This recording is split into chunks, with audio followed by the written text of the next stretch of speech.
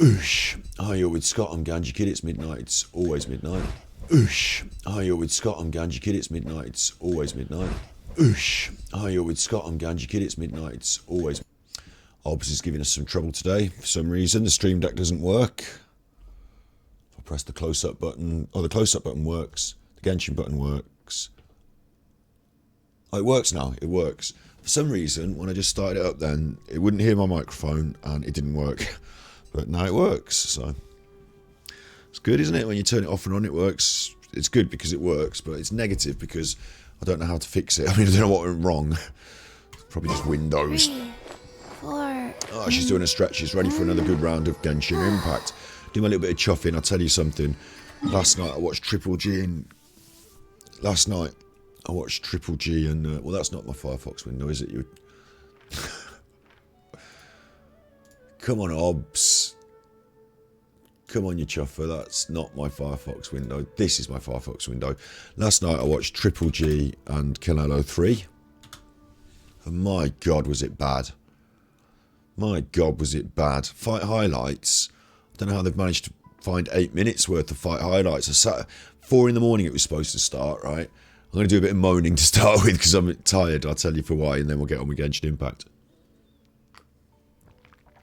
Supposed to start at 4 o'clock in the morning as advertised, and I knew it wouldn't start at 4 o'clock in the morning. I knew there'd be a bit of, and welcome to the ring, and they say the guy's name. It's coming in is Triple G, Gennady Glock, and they say his name, and then they run some video of him, and then he comes in, and there's all his name everywhere. His name's everywhere, and he comes in, the music's playing, he gets in the ring, and then they say the next man coming in the ring, they say his name, it's Canelo. It's going to be Canelo. They do the video, and he says all his stuff that he's won, all the belts, and he comes in, his name's everywhere, he comes in, he's in the ring. Then they sing the national anthems, well, they did that beforehand, and then he goes, and in the red corner, and he says their names again, and he does all that, they just come in, we just said all their names, we just know who they are, I mean, we're not fucking turning up to guess who they are, we know who they are, say their names about 10 times, by the time they got started punching each other in the head, it was about 4:40, nearly 5 o'clock in the morning. And then for the first, say, 9 rounds, Golovkin didn't do anything. For about 8 rounds, Golovkin didn't do a thing. He just sort of moved around and shuffled about and ducked and weaved. And it was just a really, really lacklustre performance from Golovkin. It looked like he was a shade of himself. He came good in the last few rounds. If you just start the fight from round 9, there's a fight there, but it's not a 3-round fight, is it? So it was a real big waste of time. Canelo was clearly the victor. There was no doubt about it. I don't remember giving Triple G a round, maybe 1 round. So it was a real lame thing to stay up for. If anything, it looked like Triple G was just there to take the money. Bit of a sparring session for 10 rounds. Don't get knocked out and then have a go at the end, but a bit of a waste of everyone's time, really. Especially mine. So I stayed up late to watch that, and then this morning, oh my God, that fatty catty there, I can see him out there doing his stretches. You fatty catty, he's been bossing and going. It sounded like someone was putting a cat through a mangle. Sounded like someone had trapped a cat's tail in the back boot of their car, and they would, and like the dog went nuts for it, didn't he? The dog's having it, rah, rah, rah, rah, rah. And so I have to go downstairs. The dog wants to go out and see what's going on. The cats are out the back in one of the back gardens, so we're having a ruckus, and I have to go out at like 6 in the morning, 7 in the morning, after I've had no sleep, and just be out there going, "Come on, you naughty cat, get in the house." And like my neighbours must have thought, "Oh, he's a cross chuffer." I was a cross chuffer. I had a little bit more kip, took the dog walking and all that, and now we're here. But we haven't been woods today. We're not going to go woods today, I don't think. I think we're just going to take it chills, because we're going to play some Genshin Impact. We're going to do our Archon quests. I've already spent a bit of resin, and I've already got a couple of characters pushing up Ascension. Look, Sucrose, you ready to ascend? Ascender, I hardly even know her. Boom. Got her. 70 of 80. She's not saying anything. Right. 70 of 80. Cheeky wish. Don't mind if I do. Don't mind if I do. And the other one that's on that precipice is Super E. coli. 60 of 60. We just need a few mushrooms. Oh my God. Another chicken kill. Or 2. And I've probably got loads of those arrowheads that I can craft. So she's ready. all we need now to push them, you know, she needs that boss kill. We'll do it later in today's episode. Sucrose just needs a few more books to hit 80, and she's basically squad worthy. Then it's artifacts, so we might do an artifact run for her today. We might do. You know, we could do. Could do. First of all, we'll see where the Archon quest takes us and how long it takes us. And what I'd like to do today is, after I do this, I'd like to take the dog on a cheeky little walk after this, and then just a cheeky little one around the block, you know, a cheeky little one, and then get back. And I might play a different game this evening on the B-side channel. Might do that. I was sort of planning on doing that on the laptop in the upstairs space, but since I'm on my own here today, there's just me and the animals. I have to sort of I have to be present in the lives of the animals. Disappearing up to my quiet room is not an option. They need feeding, they need letting in, they need letting out, they need to be broken up from their fights at fucking 6 in the morning. Jeez, so that's the mood I'm in. 2, 3. Let's see what the Archon quest has got for us. It's agreed, as you gain Dory's trust, now it's time to finally discuss business with Al Haytham. 4, 2. We've gained Dory's trust, we're going to discuss business with Al Haytham. It's all going on around Port Ormos. And actually, it's a bit of a surprise to me, isn't it, that the big... Because this is the big story quest thus far. I mean, I might not be even halfway through it, I don't know. But it's big story quest in this area. I haven't visited Paris Jail yet. I wanted to leave that for some fun. I haven't visited that yet. But I thought the Archon quests might take us all around. Certainly all these other things have taken us all the way around, haven't they? These have taken us all the way around. These other sort of event quests, they've taken us all the way around. But the Archon quest thus far has really been in Sumeru City and down here in Port Ormos a lot. I thought they'd have us running about, you know, oh, we need something from up at the ruins of Dahi, or why don't you go over to the Varanara forest and get us on one of these? You know, I thought there'd be a lot of discovering all the areas, but there's not really, is there? There's a lot of talking, and there's a lot of being in Port Ormos, which is where we are today. Let's go and find Faster? Dory. Okay, She's faster. behind this hairdresser's. When is that supposed to be implying that she is also a hairstylist in her part-time, or that she likes having a hair... What is it with her hiding behind the hairdressers here? It's a bit of a strange place to be, isn't it? Does she not have her own little, you know, little pitch somewhere? She's supposed to be black Faster? market, isn't she? Okay, faster. I mean, I used to run hairdressers, and if I had any people selling black market goods on the little side alley, I'd have gone round and told them to fucking chuff off. Here, over here! Welcome back, my loyal patrons. What can I do for you this time? You name it. Canned knowledge, supplies, or anything else you need. I'll find a way to get it. Where there's a waterfall of Mora, there's a way. Can you really get us anything we want? Anything at all?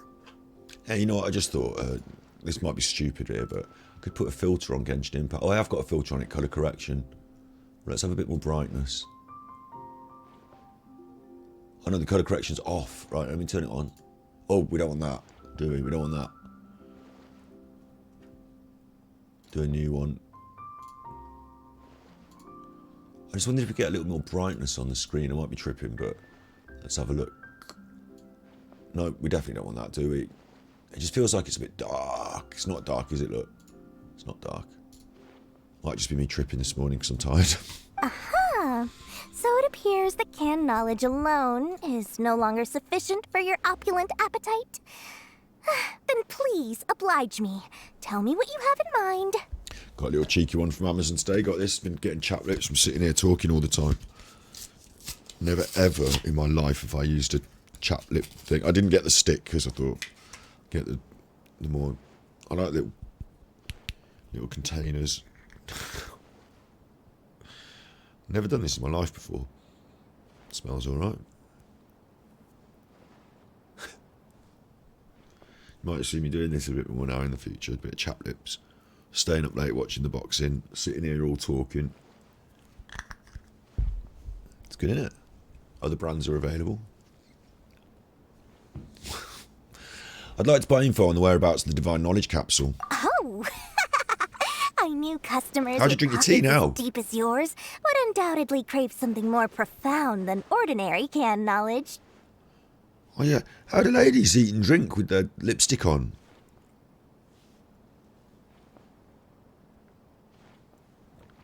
Maybe that's what's chapping my lips. Not going down.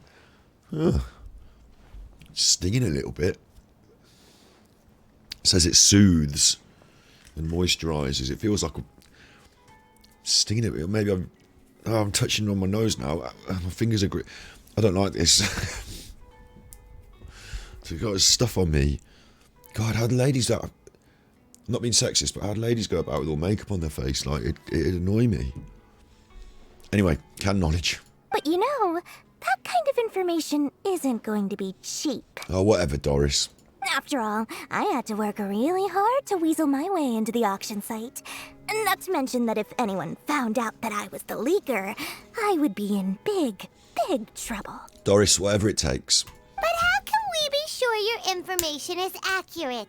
Paimon's curious how you just happen to have this kind of info the moment we need it.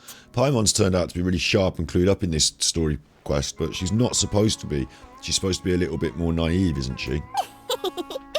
Because to me, anything of value is what I consider to be my supply. Therefore, I must always be aware of what's hot on the market in order to secure more sales. As for the information's authenticity, well, you've no need to worry about that. I used a camera to take a picture of the transaction. That way, no one can dispute it. All right, name your price. It's always a pleasure doing business with such sterling patrons. Now that you've paid in full, here's the scoop. The Divine Knowledge Capsule was purchased yesterday by a certain Misery, the leader of Ain El Ahmar. Right, number one, I didn't remember paying. I don't remember a price being... Apparently that's been covered. Number two, someone else has got the thing that I want, so I'm not buying the thing that I want. I'm buying the information to lead me to the thing I want, which feels a bit of a rip-off, to be honest. I think you could have just told us the chuffing information just for being a good sport, but fair enough. Ain El Ahmar? You mean the Aramites who worship the Scarlet King? Sounds like we're going to have to go and kick a load of heads. Ah, so you're already familiar with them. The group has done everything in their power to obtain the Divine Knowledge Capsule. After all, they believe it contains the power of the Scarlet King. That Divine Knowledge Capsule is unlike any other canned knowledge I've seen before. It was glowing bright red. Sounds ominous. The capsule is clearly visible in the picture I took. You can look for yourself. She's going to show us... Hello, Omar. You wowing catty. Right, well, I've fed you already, so what do you want? Do you want to just come up here and have a cuddle? Is that what you want? Or do you want to go out? Hey, do you want to go out? You can go out. I can let you go out. That's what I am. I'm a cat bouncer. Go out. Don't be fighting, ain't you? Go out then. Go on then. He's a big chuffer. He's a big fighter. Any Marlowe? Ooh, he was doing a lot of fighting last night, wasn't he? Oh, look, all my papers on the floor, that's good. He was doing a lot of fighting last night, wasn't he, Marlowe? Hey. This morning. Terror. I'm a cat bouncer.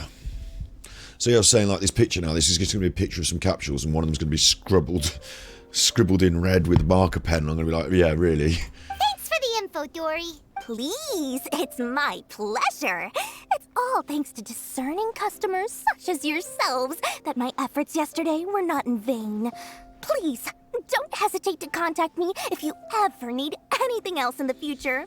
More effort, Dory, opens doors. What happens if you drink your tea and you don't want to lick your lips after when you put that chapstick on? I bought that now. That cost me £3, that did. £2.50. I mean, it feels like a waste now because I can't see myself putting loads of that on my lips. Been doing too much kissing. Don't you think, Marla? Oh, he's not listening. No, I haven't been doing any kissing. We figured out where the Divine Knowledge Capsule is. It turns out it ended up in the hands of Ain El Ahmar. Good one, Paimon. Thanks for telling me the thing that I just found out. Like I'm some sort of dullard. New teapot stuff. Ooh, got some new teapot stuff. Just been in the teapot, chilling in, sorting my stuff out. Banged it up to the top level. Don't care. I'm in here actually looking for this new picture we've just got there. Picture of the transaction. Right, I can't look at it though, so it's useless. Oh, wait. Before we do that, I forgot yesterday. I was told in chat, I don't know if it was Juzzy or Cruel, someone told me in chat that I think it was called. The point is, I've got some money in my pouches, and I can exchange it at the bank. Some money for some old quests. Money for old quests. Let's head back and talk to Al-Haytham. Yeah, Palmer, we will do that. I've just got Mora on the mind. With my Mora on my mind, on my Mora and my Mora on my mind. Should have pressed that button to make me go faster. Where's the bank? It's one of these, isn't it? Or is it this one? Can't quite remember. I think it's one of these. The Bank of Shnesnaya, the Northern Bank. Cheeky Bank of Shnesnaya with the Northern Bank with the Fatui on guard on the front. Yes, this is it. What should I put in my... Shut up, Nadia. Oh, I talked to her by mistake. Goodbye. She was the first one, wasn't she? The Fatui that we actually... Oh no, there's some in Mondstadt as well. There's a few Fatui around that sort of behave like normal people and belie their... Like, they're obviously the baddies, aren't they? And we kill them all the time, beat them up. But then we meet them, they're normal people. And anyway. I'd like to make an exchange. Oh look, there you go, yeah. What? Oh, I've got a bag of Mora. Child and Tus's Mora pouch, and I can exchange, look. There you go.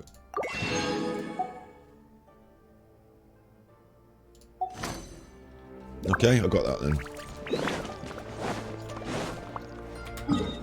So now we can go back to what we're doing.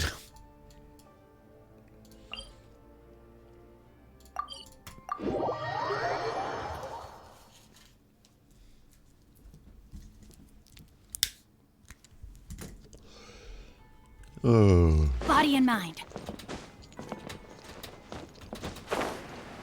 Tell you what, when I was a young whippersnapper,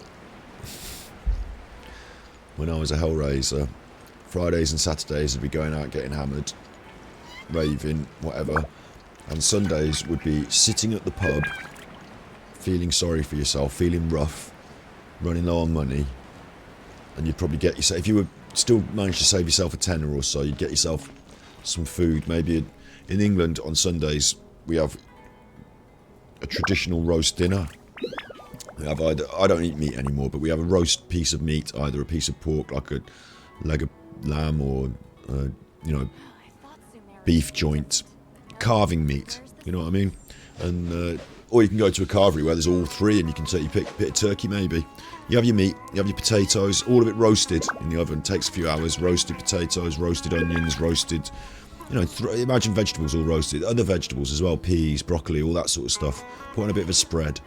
And then you sit down with your family, Oh my goodness. or your mates, if you're wasted, gosh. like I used to be. Wow. And you eat it. All will Filling. be revealed in the next volume. All good stuff. Like, you know, Drat. gets you through another week. It's like recharging those batteries with good nutrients, all the vegetables, a bit of gravy, all those piled up vegetables, pile them all up. Nowadays, obviously, I won't have the meat. I'll have an alternative or just a load of vegetables. But we used to have this pub in town. We still do have the pub in town. They used to serve a wrap. So they'd take all those ingredients, all that stuff you recognise from your Sunday lunch, and they'd make it in a wrap, like in a big. It was not just a thin little wrap though. It was like a big Yorkshire pudding style wrap. It was like a battered wrap. It's hard to explain. It was this big squash, not like a thin tortilla wrap, but like a thick bready wrap with the stuff all put in and then cooked together. So it's like all cooked in one big thing. And like we had those Sunday dinner wraps, gravy, pints of beer, and we'd sit round a bunch of us, an irregular but regular crew would sit around this big table at the windmill, eating our Sunday dinner wraps, feeling rough, getting through the day. Sunday. I never embark on a journey without Shut a up, good boy. book to accompany me. I'm not doing that today though. I don't feel that rough because I didn't drink anything last night. I don't drink anymore, so staying up a bit late is one thing, but not having a banging hangover and feeling like you're going to throw up, that's another. So I'm actually all right. Don't feel too bad. Haytham, we got the info you wanted. Really? All right. Let's hear it. It's in the hands of the Alamar. Dory even gave us evidence to verify the intel. Have a look. Huh, look at that. Clear as day. It must have taken some guts just to infiltrate the scene of the Eremite's transaction. But then to get close enough to take a picture like this. Bold move, Dory. Very bold move. And she's not exactly inconspicuous, is she? All right. The person in this picture is indeed Misery, the leader of Ain al-Ahmar. And the glowing red capsule he's holding appears to be the Divine Knowledge capsule. Thanks for reiterating, Al-Haytham. In which case, if we play our cards right, when we confront them next week, we should be able to force them to show their hand. At first, Paimon didn't get why you were provoking these Ain el-Ahmar guys. But now, it sort of makes sense. Everything's playing right into your hands. After we defeat them, we can finally have a serious talk with their boss and get them to lend us the Divine Knowledge capsule. Thank you for your time and efforts. Take a few days off while I make some preparations. Let's meet up again on the afternoon of the arranged date, 3 o'clock sharp. Okay, See you then. in a bit. Later, potato. Make like a tree and leave. Oh, Make like a Haytham ball sure and bounce. is taking his time. Where could he be? Make Oh, like a there banana he and is. split. Oh, he's come back. What? Sorry to keep you waiting. Let's head to the pier in front of Pharos Lighthouse.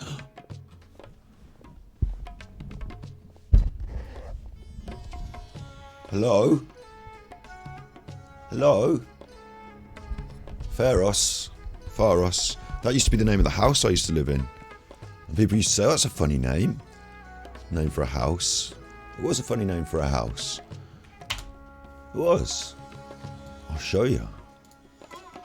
Bit of interesting side content here.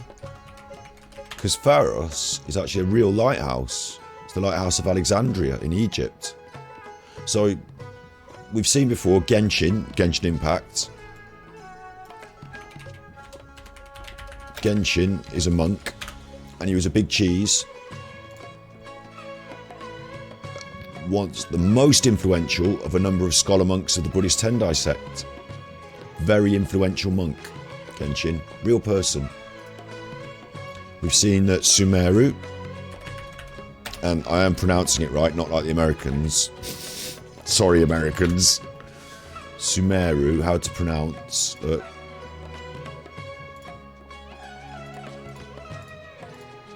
Sorry, legitimate interests. No, thank you. No interest. Just save something. Sumeru. Sumeru, Yeah, Sumeru, got it. Sumeru, Sumeru, Sumeru. Sumeru. Yeah, got it. Yeah. So Sumeru is actually a real place, though. Sumeru Mountain. Well, it's not a real place. It's like a. It's hard to explain. It's Buddhists believe that the center of the universe is like these mini universes. It's kind of complicated, but it's about Buddhist cosmology, and it's considered the center of the physical, metaphysical, and spiritual universes, Mount Meru. But they also call it Mount Sumeru or Sumeru. Look. So that's a real thing. And now we've got Pharos. Pharos. I call it Pharos. I'll never stop calling it Pharos because it used to be my house. Not the actual lighthouse of Alexandria from antiquity. That wasn't my house. That's a replica there. They're planning to build a replica because, you know, it's antiquity. You can't still see it these days, but the lighthouse of Alexandria, Pharos. Okay, and my house.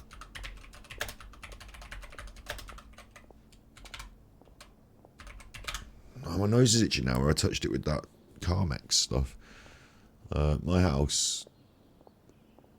Should do maps. Might be able to see it if we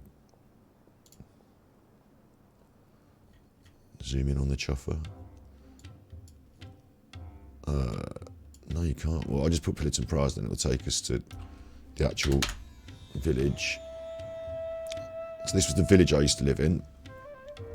Has this road going through it.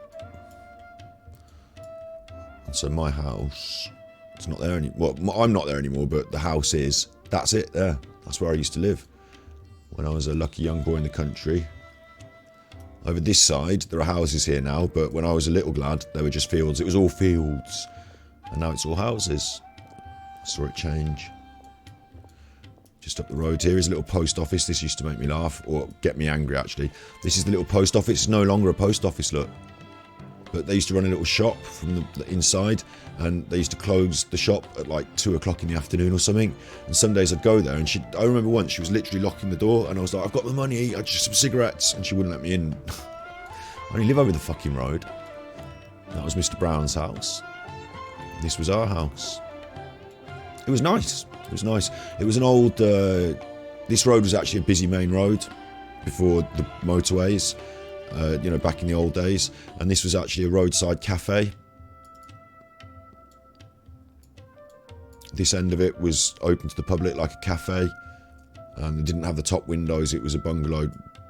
But the upper floor got converted. And it's a bit of an old building, I'll tell you that. It is a bit of an old, chuffing, old building.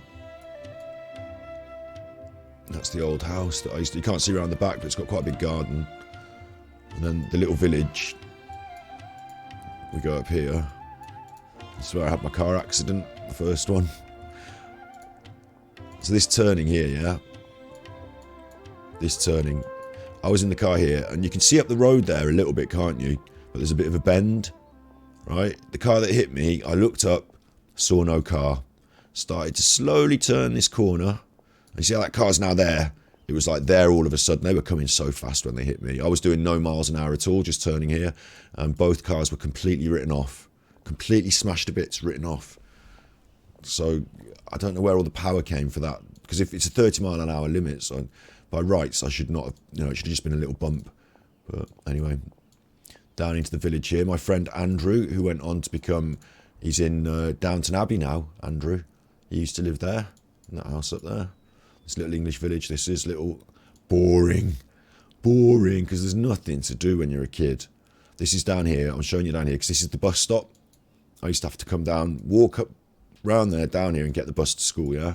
And most days my mum would take us, because she'd want to ensure that we got here, because this little village, somehow, the bus just used to be like 50% regular. Some days it would not come. Some days I'd be like, I'm sure I was there all waiting for it, and it didn't come. And I'd get in so much trouble, I'd get in naughty trouble. And when I got in naughty trouble and told off, I'd come down here, down into the village down here, and this is the village hall. So just a little shed thing. Look. And I'd hide behind there, and I'd be upset and being naughty, smoking or hiding or whatever. Just used to go there and hide. The little village I used to live in. Look. So anyway, the point is that house is called Pharos. I know a bit about Pharos because I thought it was a strange name for a house. Everyone did. Don't know why they called it that. But that house there is that. The memories. So yeah, another thing in Genshin Impact that's real, that, you know, is from antiquity or history. Interesting. Yep, let's go. I mean, they know what they're doing. They don't have to use the same names as real things in our world, but they've chosen to, haven't they? Body and mind. The music is kicking off, the music. That's in my head now, because when the music piped up like that the first time I heard it, I sang my own lyrics. The music is kicking off, the music is kicking off, the music is kicking off, the music is kicking off, the music. But I need to get better lyrics for that, really, don't we?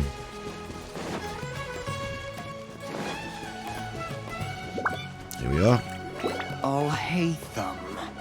I knew you were crazy, but I didn't know you were crazy Oh, this is enough the to actually appointed show up. meeting where he's going to show us how tough he is with his silly little boots.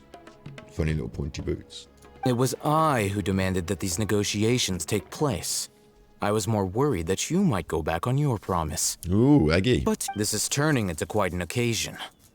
I also brought some backup. I assume you don't mind. Now he's seen us fight, he's prepared to refer to us as his backup. But remember, he said that we could turn up, but we didn't have to. He didn't care, because he's not even bothered. Do you remember that? He said he wasn't even bothered. Now we're his backup. Now he's seen how tough we are. Backup? Aren't you the brat from the restaurant the other day? You've come to support this lunatic because he helped you out? Fine. Your funeral. That's the worst, most rudest thing anyone said to me in the whole game so far. Isn't it really? Calling me a brat. I'm the big cheesy monster. Knight of Favonius, honorary Knight of Favonius, helped the whole town out. No skin off my nose. I did leeway, sorted out all their problems. Archon, death, Chuffing, leeway, cheesing, the whole lot. You know, all for the good of the town of Leeway. I mean, I wanted something out of it myself. I'm looking for my cousin, no, my brother, my twin brother. No one really seems to help me on that front. They, you know, piecemeal, little drip by drip. But while I'm at it, I end up getting involved in everyone else's shit and sorting all their shit out. Brat, selfish, spoil, brat. I think so, mate. I think so. If anything, what I'm doing right now, backing someone else up, that's not bratty, is it? Bratty would be to demand my own, I want what I want right now, I'm fed up of this helping other people. That'd be bratty, wouldn't it? Calling me a brat. That's rude. Probably one of the ruder things that anyone said to me in the whole of Teyvat. So, I think someone's about to get their head kicked in. Got a feeling, Tarek. Got a feeling about this, Tarek. Call it psychic. I'm not going to mince my words. Once we're done with you, you'll be nothing more than fish food. Get 'em, boys! Right, okay. Oh, we're ready now. We're ready now, are we? Okay. Oh, the boys, I thought the boys were going to run off the other way and just be like, no thanks. Here they come. Good luck, you two. Don't worry, Paimon. And I don't know what's going on in the town of Port Ormos where everyone's just going to stand around and watch a big Barney go down. Don't think that's normal. Red outlines your... Good luck, you two. Where's the other one? Nowhere to hide. Yeah, I'm doing it all. Race you. Where's the other one? Where's he gone? Where the fuck's he gone? Chuffer! Wheel of life. Incoming. Oh look, we can't get out the zone, so I can't knock them into the sea. And I've got the hot chef on because I was doing a little animo run earlier.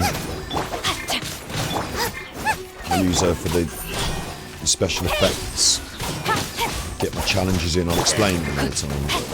That's why I've got hot chef on. I didn't predict a big Barney. Don't blink. Thankfully I've still got wet boy. Rain outlines your fate. A bit of damage. And of course, ching!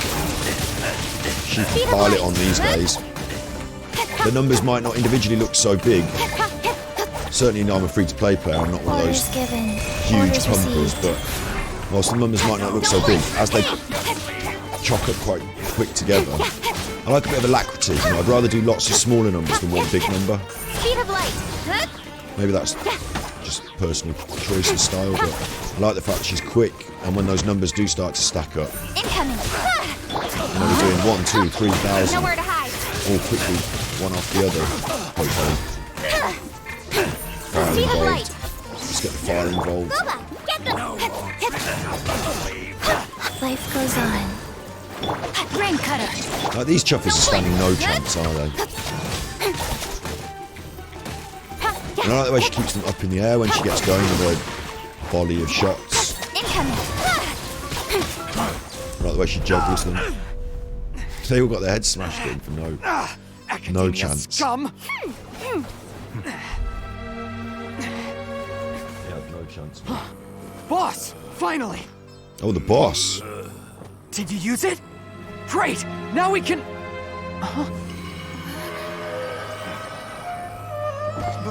Boss?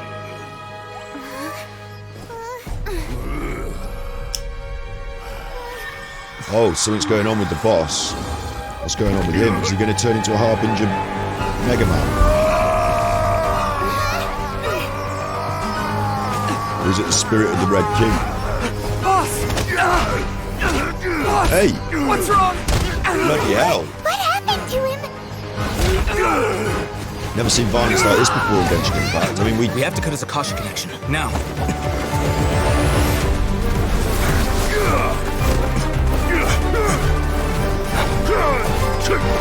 Whoa! Clocked him right in the ear. That was better than Golovkin and Canelo. He's put that bad energy into his head, hasn't he? Okay, they're going to arrest this bad chuffer, aren't they? Not me. Finally. On the right side of the Millith. Do not impede our work. Is that understood, Alhaitham? Of course. Impede, I was only trying to help. impede your work. He's just fucking laid him out for you. He's done your job. Take him away, you fucking claiming all the... He's done your job for you. Don't impede my work. That was really cool and weird. Forget me. It's the Scarlet King talking through him, isn't it? You won this one. Huh? What in Tibet just happened? It's like that big guy suddenly lost his mind. Because I was saying we do a lot of violence, but they don't they don't cartoonify it either. It's kung fu-ified, if anything, in the way that you'd watch a kung fu movie and there'd be like 800 people getting their asses kicked and no one might die. Like, a bit like the A-Team, where they blow all the stuff up and the people fly around and fall on the floor, but they just got a bad head at the end. You know, they try and avoid the idea of real... The animals, it's alright to kill the animals, it's alright to murder the animals, but when it comes to humans, they poof and disappear or like whatever, you know, they don't like turn into chopped liver on the floor, do they? Unlike the animals, which is fine to kill the animals.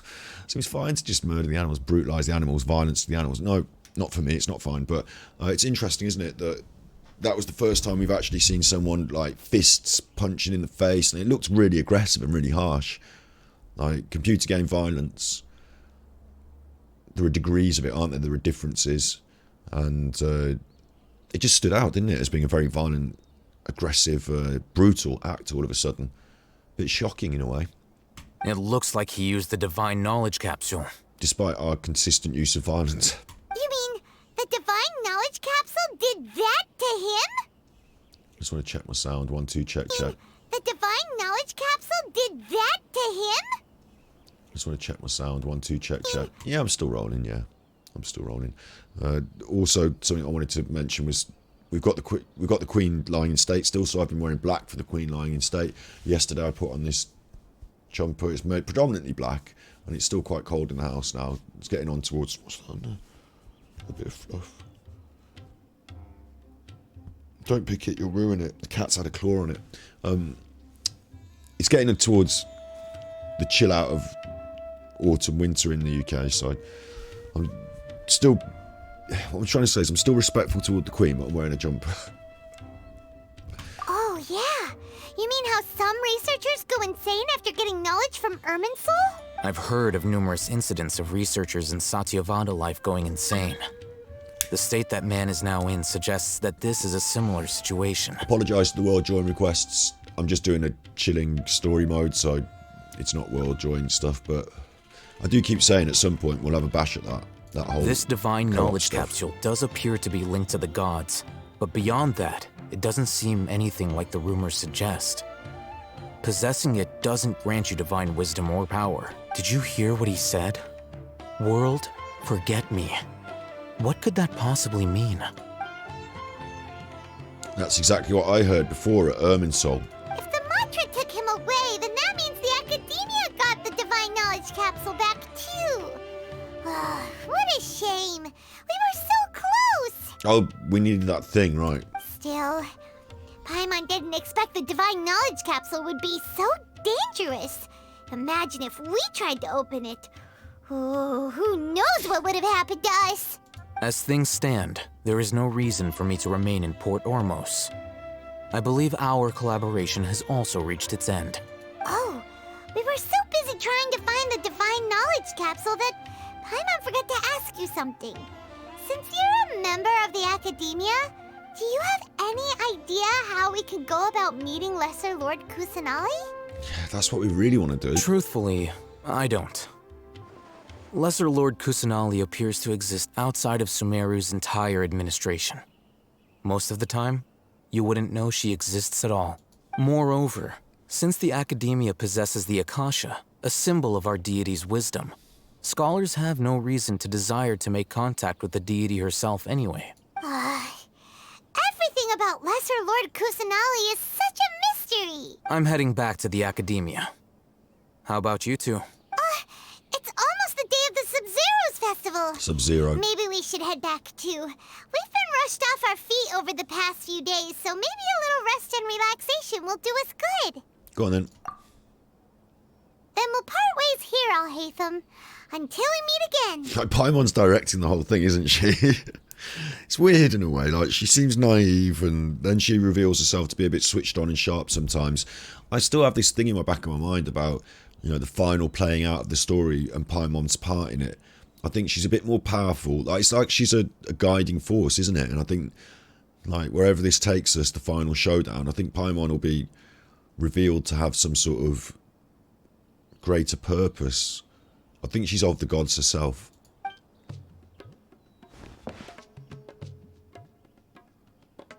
Off we go.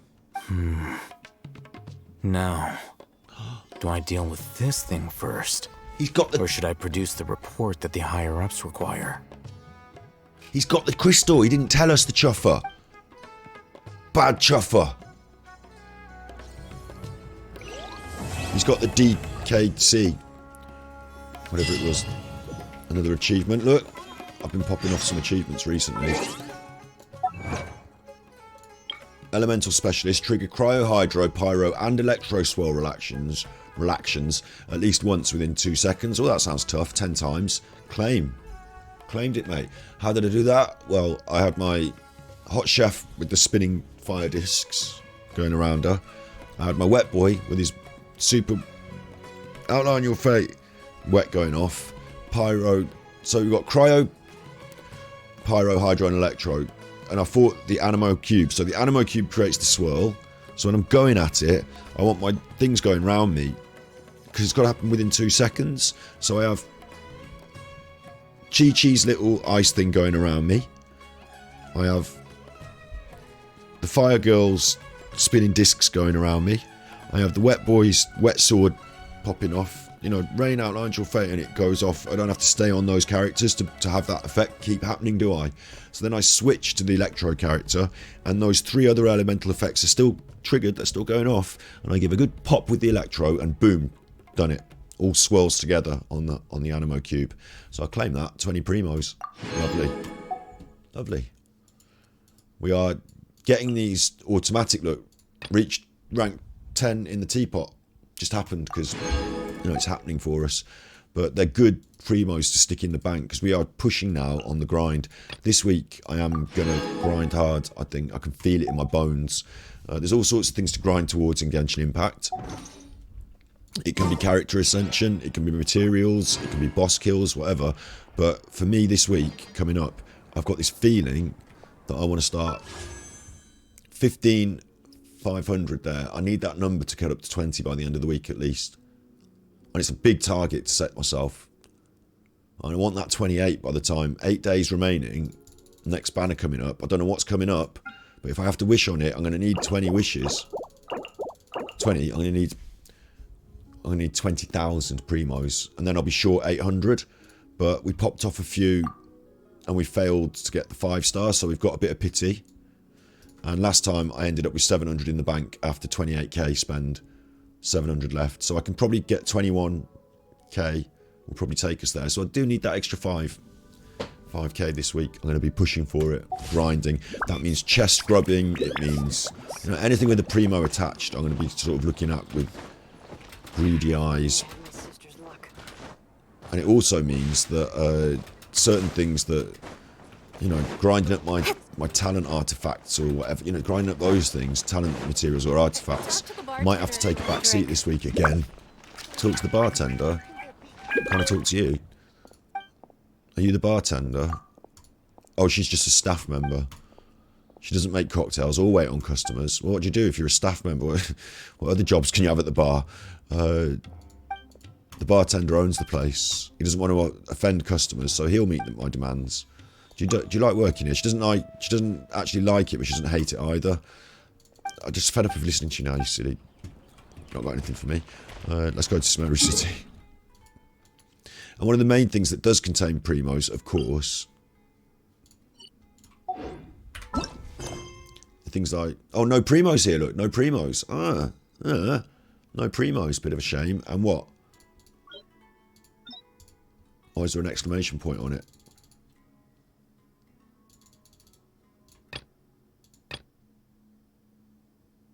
Bit weird. It's gone now. Oh, it's probably because it was new. I'm getting tired and confused. What have we got here? There's 50 primos for 9 pillars apiece. I still need a few more. I need one more stone from a few more geocalculuses. Catherine's got a commission 50 primos. You know, I want to do that. 50 primos. These sort of things. Talking to Xavier, 20 primos. They might. You never know. That might be a long chain for 20 primos, or it might be a quick shebang for a primo reward. 40 primos there in the woods of Sumeru. So I want to be doing some side story, side quest, all sorts. Might be on in the week this week coming up. You never know. I know that I'm going to be doing it, so I will. Could run all the way to Sumeru. Can't be arsed. But I do need to find some of these chuffing mushrooms for our friend Collie. She's waiting on mushrooms. Missed the Sub-Zero's festival, right? Let's hurry and find Dunyarzad. Okay. Paimon thinks she must be a... Paimon, I think she's doing the Sub-Zero festival. I think you got confused with the name. Outrider Paimon. Amber, reporting. Can't remember how to get there. Bet you can't keep up with me. It was through a door somewhere, wasn't it? You had to go in a door. Great. Now I'm lost in Sumeru. Sure there was a door involved. I hadn't been there before. It might be down here, won't it? I'll race you there.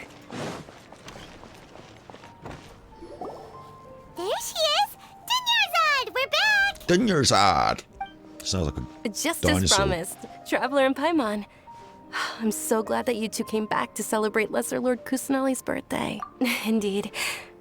The festival's tomorrow. We've been preparing for so long that I can't help but feel a little nervous. There's no need to be nervous. Paimon's sure that Lesser Lord Kusanali will feel everyone's gratitude. Thanks, Paimon. I hope that everyone who comes to the festival will also have a good time. Speaking of which, did you manage to make your way to Port Ormos? Discover anything over there? Tell her all about it, Paimon. Of course we went. A lot of things happened there. I see. Sounds like you two had another exciting adventure. If there is another chance, I would love to join. They'd probably wear you out. My lady, if you went to Port Ormos in your current state, we'd both be in for a lifetime of trouble. Here she is. Look at her. Look at her sitting there on this. They put the flowers in the foreground, flowers in the background. They blurred them out, bokeh in the front like a camera cut, like a camera lens. They really like showing off little sauce pot, don't they? They like showing off little sauce pot. Dia! You were eavesdropping! It's called covert protection. Keeping an ear out for what's going on around my employer is part of the job. She went off. Tried to give her a kiss, she ran off. It's all right, Dia. I merely said I would like to go. I know better than to think my body could handle it. The festival's tomorrow. I've been doing nothing but causing trouble for you. So, Dia, please take some time to relax. Even when you put it that way, it still doesn't feel right. Don't worry, my guardian knight. Okay, fine, but only tonight. Tomorrow's a big day, and many no-good scumbags are gonna try to take advantage of that. Oh, you two must be exhausted from your long journey back to the city. My apologies for not realizing this sooner. I've already prepared a room for you to rest. Please follow me. Whoa, you're so thoughtful. Paimon's so ready. We don't often rest or sleep, do we? No, it's not really one of those games where you have to go and rest to, like Grand Theft Auto, you had to keep going back to your house. At least you felt like you really had some sort of reason to go and sleep. Do you know what I mean? But most games don't have that. But now all of a sudden, for once... Oh! Act 2 started. Go to Dunyarzad's arranged accommodation. They've all disappeared and left me to it, and I've got to find my own way there. I don't know where it is. Higher. Right, it's got to be out here, isn't it?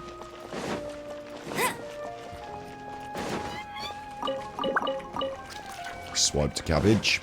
Oh, it's just here, right? That's fine. Here we are. It's also fairly close to where I've been staying. But not where you've been staying then, so not the Ritz, but maybe the shits. It looks really nice. Oh, it's nice. Sorry for the trouble, Dunyarzad. Not at all. Just tell me more about your adventures when you next get the chance. That's Paimon's specialty. Paimon can tell you stories next time. Oh, if you don't mind, how about we all walk around together tomorrow? Oh, God. All of my friends will be working the festival, and Dia's still insisting on her covert protection. Yeah. It'll be pretty hard to relax and enjoy the festival if Dia's constantly hovering over you. Then let's meet at the nearby bazaar first thing tomorrow morning. It's a deal. I may be too excited to fall asleep tonight. Okay. Paimon's starting to really look forward to the Sub-Zero festival too. Sub-Zero. Will there be lots of yummy food? At the Sub-Zero festival, Paimon, I don't know. Oh, no. Thinking about food is just gonna keep Paimon up all night. The earlier we sleep, the better. Let's go inside, traveler. We wake up tomorrow ready for the festival. Did we oversleep? We should go meet Dunyarzad right away. Like, so inextricably linked to Paimon now that she sleeps in the same room as us, but there's only one single bed.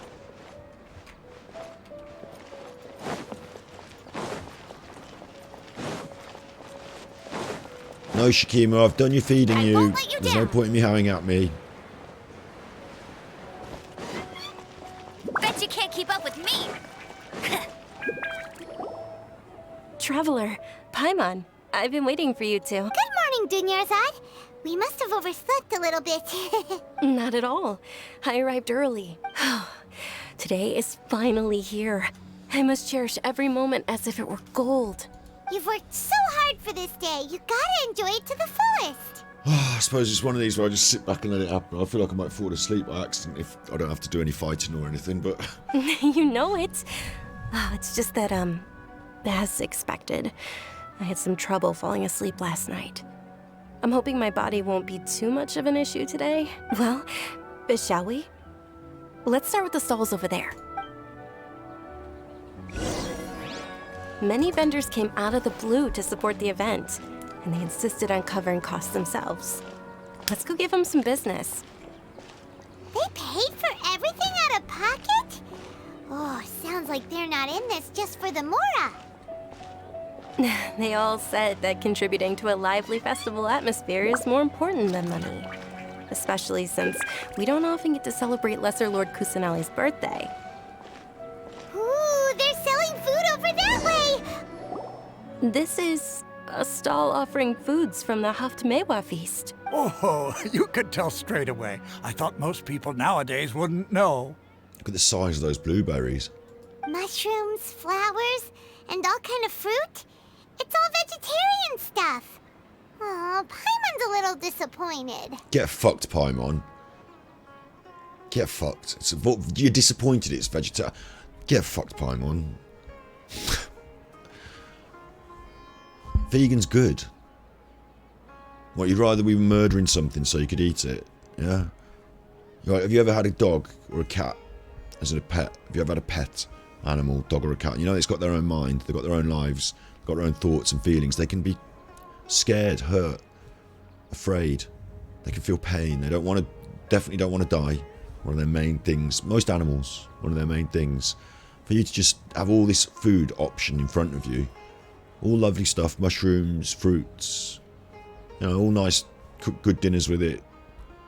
And then to say, no, I'm not satisfied, I'd rather go on a killing spree. And it's not just the killing, is it? It's like, because killing in the wild, that's one thing, isn't it? Wild animal roaming around, suddenly, blah, you've killed it. But keeping it in captivity and forcing it to live an unnatural life just so you can butcher it at the end, it just seems a bit wrong, doesn't it, Paimon? Get fucked, man. That's the most insensitive, horrible thing you've ever said. Knowing as well that I'm vegan, Paimon. That's rude. So, what's the Haft Mewa feast you mentioned just now? It's another Sub-Zero's festival tradition. Sub-Zero festival. People used to set their tables with 7 different foods. Generally speaking, the most common selections were foods like Rukashifa mushrooms, lunar lotuses, Sumeru roses, sunsetias, kapulatas, hara fruits, and zaytun peaches. Sounds lovely. So, the Sub-Zero festival is a vegetarian holiday? You don't have to be a vegetarian to enjoy the spread. We just use the 7 foods to symbolize the 7 virtues of the Dendro Archon. And that's the thing, isn't it, with vegan food? You don't have to be a vegan to enjoy it. It's still nice. I don't know if you've ever had a Beyond Burger or Like, people say, oh, vegans are silly because they want foods that look like meat. That's silly.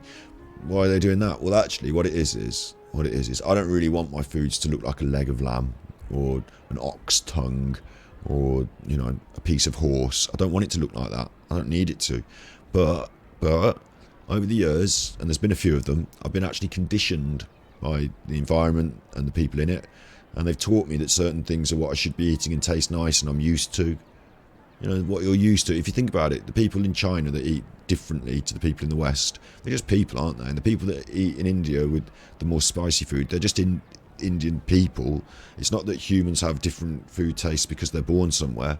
It's not in my genes to like a pie, is it? It's just what you're taught, it's what you grow up with, it's what you become used to. And so it becomes something that you, in terms of taste, you develop taste. When you're little, you don't like broccoli, but as you get older, you start to develop a taste for other things. When you're little, you think alcohol tastes rubbish, but when you're older, you'll put up with the taste just to get drunk. It's interesting, isn't it, how tastes change, and they're subjective, and they can be... I remember I didn't really like baked beans, but I went to my mate's house. His mum served us beans on toast. Didn't want to be rude, so I ate all my beans on toast. Wasn't the worst thing in the world. It wasn't like eating glass. It was eating food. It's just not my favourite food. So you can do... You tend to find with veganism is that at first you might be a bit like, oh, where's the bit of meat on my plate? Where's the thing that I'm used to? Where's this umami flavour that I'm so... Because the thing that meat has that we like to eat is umami flavour. And then you find, oh, I can get it in all these other places. And when you eat a Beyond Burger, like McDonald's are even doing them now. So if you're a meat eater and you just want to check it out, even though I shouldn't be promoting McDonald's, you might be in there anyway. Pick up the vegan burger, have a try of it, just have a go. The Beyond Burger and just see what you think. If it's even 80% near what you're used to, it comes without all the horrible guilt of the death and the, you know, all that factory farming is bad for the world as well, isn't it? It's destroying the environment. So it just comes with all this better, and it's better for you. It doesn't kill you as quickly as other foods do that make you obese or give you heart disease. So there's all these reasons why it's better.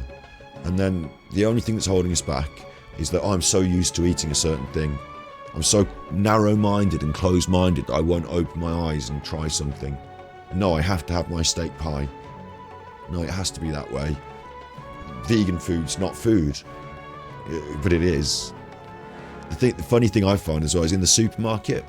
You'll go in the supermarket, and the first thing you do when you walk in the supermarket is you walk past all the fruit and vegetables, don't you? You know, all those fresh fruit and vegetables they like to show you when you walk in to make you feel like it's a nice fresh supermarket. You walk past all that, that's in the fruit and vegetables section. And then you go through the bread, don't you? All nice smell of freshly baked bread, all bread. That's in the bread section. And after a little while, when you're walking around, you'll have like a really big long meat aisle, and there'll be all sorts of animal products on all sorts of shelves all over the place. And then you get one little shelf, that's like, or the little aisle or the corner of veganism, or sometimes it's dietary requirements, gluten-free, you know. You get your own special little section. And we don't need that as vegans. We don't need that. What that does is it sort of stereotypes us and isolates us amongst the nuts and the dried nuts and the gluten-free. And like, we're not dietary requirements. All that fruit and vegetable you walk past, all those fruits and vegetables, all that fresh stuff, that's all vegan. All the bread and all that, that's all vegan. All the pasta aisle, that's vegan. But you don't take it all and put it in the vegan section, do you? Even though it's vegan. What you do is you have vegan stuff all over the place, and what you really should have is a non-vegan animal carnivore murder death aisle. Shouldn't you? You should have an animal product aisle, because it turns out increasingly we're finding people have dietary requirements like no dairy, you know, like they're intolerant to dairy, because it turns out that humans over the years became good at eating all different things, but just because you can eat it doesn't mean you should eat it. And whilst you're happy to milk a cow, you're not going to milk a dog or a horse, are you? But it's all just milk. So it turns out that oat milk, you know, everyone can have that. Everyone can have that. But cow milk, not everyone's good with that. So we should have specialist sections for the people who want to do the weird shit, like murdering things, skinning them and eating them. Don't know if you've ever seen an animal.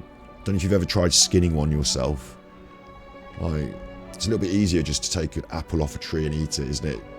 As a process. Straight from the... Or, like, running around, catching it, murdering it, butchering it. It's a different process, isn't it? So I think we need a different aisle for that. And the vegan stuff, the whole thing's vegan. The fruits, the vegetables, all the main foods, they're all vegan. So don't ever tell me as well that, like Paimon said, oh, it's vegetarian, I don't know if I want that. Most of the food you eat is vegan. Most of the stuff you like is vegan. And then there's certain stuff that you could get in a vegan form, like chocolate, and you wouldn't know the difference, you'd be happy with it, but you're just so used to having the milky one. Oh, I want the milk in my chocolate, it has to have milk. It doesn't really. You know, it doesn't really. Strange that is. They brought it up, I just, you know, banged on about it a little bit. I don't bang on about it all the time, do I? But I feel it was a bit rude the way they've set all this. It's a bit backward. Because I tell you what, in the future, there'll be more and more veganism. More and more people will be vegan. Fewer and fewer people will engage in the economy of shame. Fewer and fewer people will want that guilt on their shoulders. There'll be fewer and fewer people that want to damage the world through their selfish gluttony. And instead, we'll think about, even a couple of days a week or what have you, when you're popping McDonald's, even consider trying the option just as a change, and it will spread and it'll be more popular, and eventually it'll be the main thing.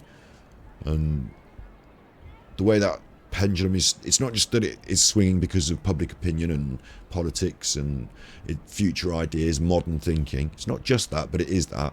But it's not just that. It's not just the economics of big companies realising that you're happy to pay reasonable prices for certain things, and vegan food costs a lot less because you don't have to go through all the same processes to make it. It costs a lot less sometimes, but they can charge you a lot more for it because you're a picky foodie and fewer options. It's funny, veganism. It's funny because it should cost a lot less, but sometimes it costs a little more. And that's just them skanking you. It's not just the economic factor, though, of a business that would rather have wider profit margins, so we'll take in a big share of the vegan market while it grows. It's not just that. It's that if we don't do it, then there won't be a future. Because all the factory farming, there won't be enough meat to go around. Flesh, it's animal flesh. There won't be enough to go around. We can't destroy the earth in increasingly, exponentially increasing ways. We can't do it. We've got to cut back on it if we want to survive as a species. So in the long run, veganism will be the way, and animal flesh and murder will fall away by the wayside and be considered barbaric and cruel. And it's up to you whether you want to get on that train early now, do the best thing for you and the world. Either if you're selfish, for your own heart, for your own muscle mass, fat, all that. You know, athletes these days, they're all vegan. There's a lot of vegan athletes these days. You know, if you think anyone ever criticise, oh, the protein, what about the protein? Just consider that the animals that you eat for protein, they eat grass. Like a cow will eat grass. So don't think that you can't get protein and muscle mass out of a vegan diet, because a cow has a vegan diet. And you're telling me that's where the protein source is. Well, ridiculous, isn't it then? It's just silly. Hello, Josie, I'm having a rant already about veganism. Just having a little vegan rant. Because this festival... So... Wait! But if that's the case, if Sumeru uses vegetarian food to represent the Dendro Archon, then wouldn't the Pyro Archon's festival be full of food like roasted fowl, juicy meatballs, grilled steak? Don't be stupid, Paimon. You can roast a fucking onion. So, and the process of roasting creates charring on the outside of the item, and that's the thing that tastes nice. It's the caramelization of the sugars, it's stuff like that. The umami flavour can be achieved by roasting a mushroom, Paimon. But, you know, here we are setting our old... like, it's actually promoting a really... You only heard the end of the rant, but also cows have 4 stomachs. Yeah, true that. You know, I'm not saying we should eat grass. But what I'm saying is that it's levelled at veganism that you can't get enough protein in your diet because you're not eating animal flesh. But obviously animals that don't eat animal flesh can get enough protein in their diet. So it turns out that nuts, berries, not berries, sorry, nuts, legumes, they call them, beans, pulses, and fruits and vegetables all contain proteins. And certain things contain a bit more than others, so you can easily balance out your diet with a vegan diet in terms of protein, B12, whatever.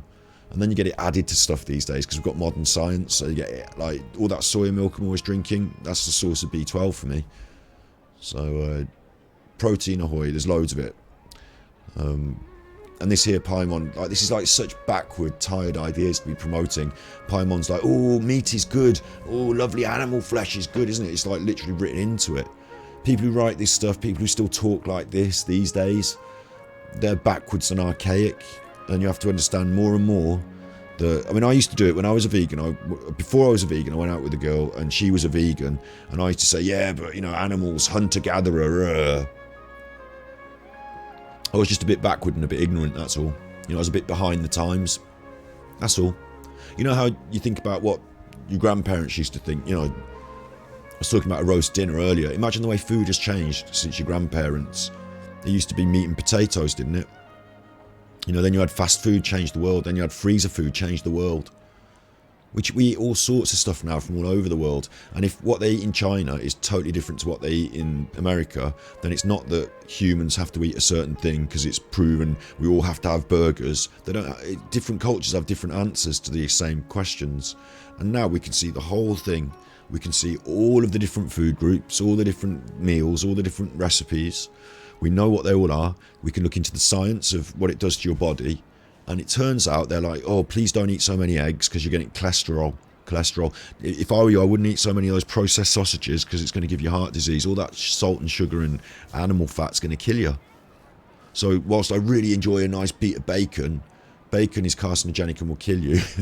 So it's like, you know, it's old days. It's the old times. And when you're living through a change, because we as a species are always constantly in flux and moving through these changes. When you're living through such a serious change as that, it's hard to see it when you're in it. But if you take a step back, what you can do that like now, right? When you get a computer, if you're going to buy a new computer, what you do is you go on the internet and you look at what the top spec is for the new computer, don't you? You find out about what a graphics card does and why I need one. You have a look at the different cooling systems, and you go with what's modern. You don't go, oh, well, within the 80s, they only had 265k RAM, so I'm going to go for 265k RAM. Like, you don't do that. You abandon all the old stuff and you move on with the most modern ideas, don't you? You would never consider buying the same computer as your grandparents. I'm looking over there at my computer.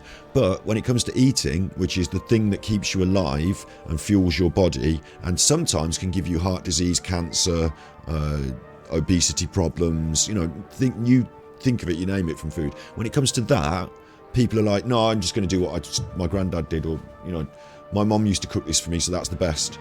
Like, what? Is your mom some sort of super expert on nutrition, science? No, it's what science, you know, we were fed fish fingers when I was a kid, so I eat fish fingers. Like, what? The idea that you wouldn't examine things for your own self, that you wouldn't look into it for your own self, and that you wouldn't care to expand and explore your mind with modern new ideas is bizarre to me. That's how I became vegan in the end. It was part because I was exposed to these ideas through people who were good people, and I shared all their opinions about animal welfare, and then I realised that I was killing and eating the animals. Yeah, there's loads of different reasons, but what Paimon's doing here is this boring, tired, like 90s thinking about food.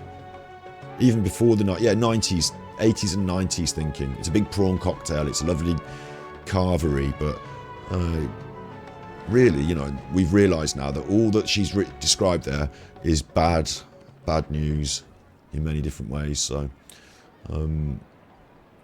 eat the energy from a battery.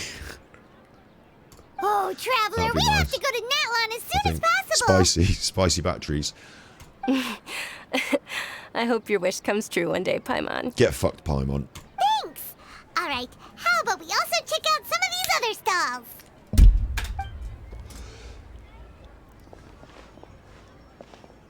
Dear customers, would you like to try your hand at alchemical divination? Now, the thing that I would say, there are going to be some things as well that you're probably not going to get a good... I'm just going to quickly finish off this veganism thing.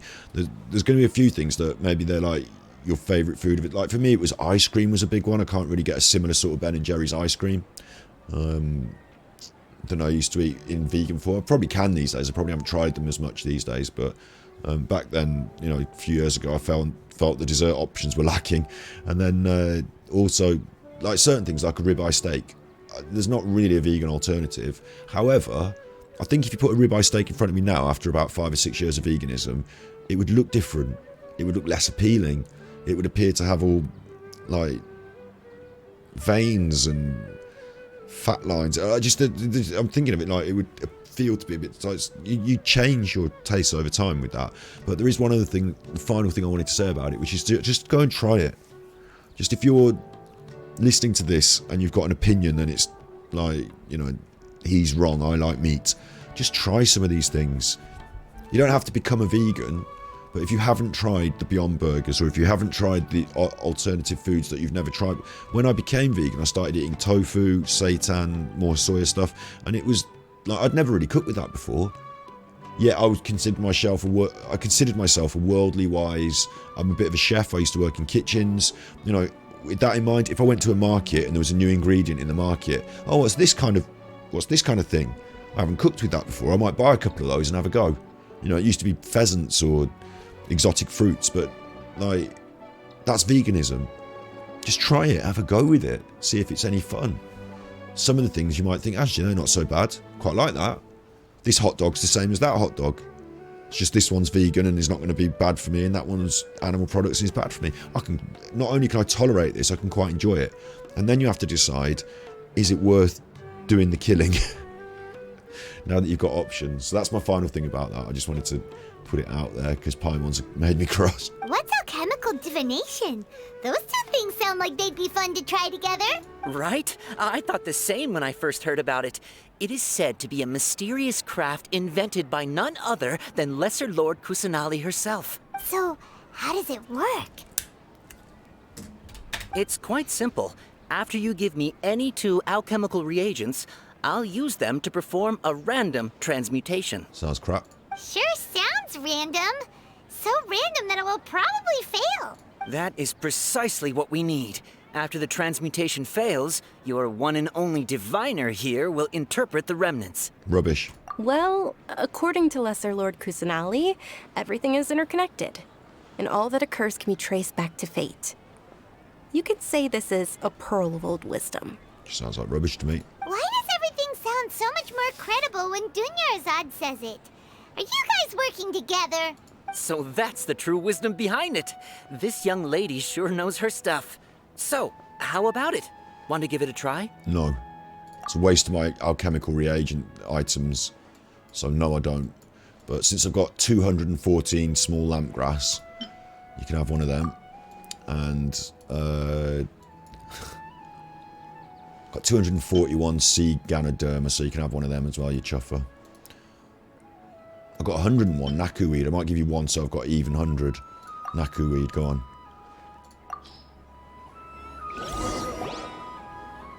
Okay, one moment. It's the moon. Paimon wants to take a look too. Is it? It looks more like a pie that Paimon bit into. Generally speaking, the moon signifies... It means... Wait a moment. Is he really looking it up in a book? Oh, I remember now. It means illusions and lies. Oh, that's appropriate. Illusions and lies? That sounds rather ominous. Well, she's talking about what we're doing now, isn't it? Yes, but this book says that if you trust your intuition and overcome your fears, the sun will surely rise. Yeah, is that what makes it rise? Is it right, Kimia? I think we've heard more than enough from you. Someone's not going to graduate the academia this year, are they, Kimia? He's not even trying to hide his book anymore. Naturally, fate will only ever show you the beginning of a journey. It is up to you to forge your own ending. Ridiculous. Oh, thank you so much. I'll keep that in mind. Reminds me of the Muslim principle that everything is written. So God has already written the word in the book. You know, it's all laid out. God knows exactly what's going to happen. It's written, like fate, destiny. It's written. There's this phrase, like in Arabic, I can't remember the exact words, but it means it's written. Like, you know, it means like, well, so be it. It's fate. And what will be is a better way to say it in English, I suppose. And that also is contradicted in Islam by the idea that you've got free will and that you're to make decisions for yourself and that you'll be judged on those decisions, that eventually your merit, your goodness, you know, your worth will be judged, your value, and that will be your ticket to heaven, or, you know, maybe not so, although God's supposed to be all forgiving, isn't he? But the idea that you've got free will and it's already written is hard to have as mutually inclusive concepts, because they're like alternatives, aren't they? They're options. I don't have free will if someone's already written what I'm going to do, like a script. I'm just following the script. But I think what it is supposed to mean is that whilst I have free will, God also knows best what I will choose. I don't know. It's just interesting concepts, isn't it? That goes deep, and they have big conversations about it. Oh, it's nothing. I'm just learning as I go. Guess that was still pretty interesting. Okay, on to the next stall. Going around the fucking market They now. say the Sub-Zero's festival was very lively a long, long time ago. Sub-Zero Festival. Large flower carriages used to parade through the city. As they headed towards Port Ormos, people would throw flowers, candy, and liquor all along the way. Dunyarzad's eyes are sparkling right now. I wish I could have seen that spectacle. But if you ask me, I'm sure Nilu's dance of Sub-Zeros will be just as impressive. Sub-Zero. The dance of Sub-Zeros. Here we are. Faris!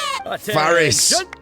Soldiers, fall into formation if you want any Yalda candies.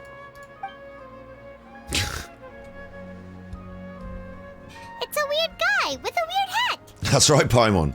Hey, it's Dunyarzad! Miss Dunyarzad, the children love you even more than the Yalda candies. Ah, In the few short days it took to prepare for the Sub-Zero's festival, Sub-Zero the children festival. have all grown very fond of you. The Hallowed Night of Flowers. It's an honor that you know my name. Attention!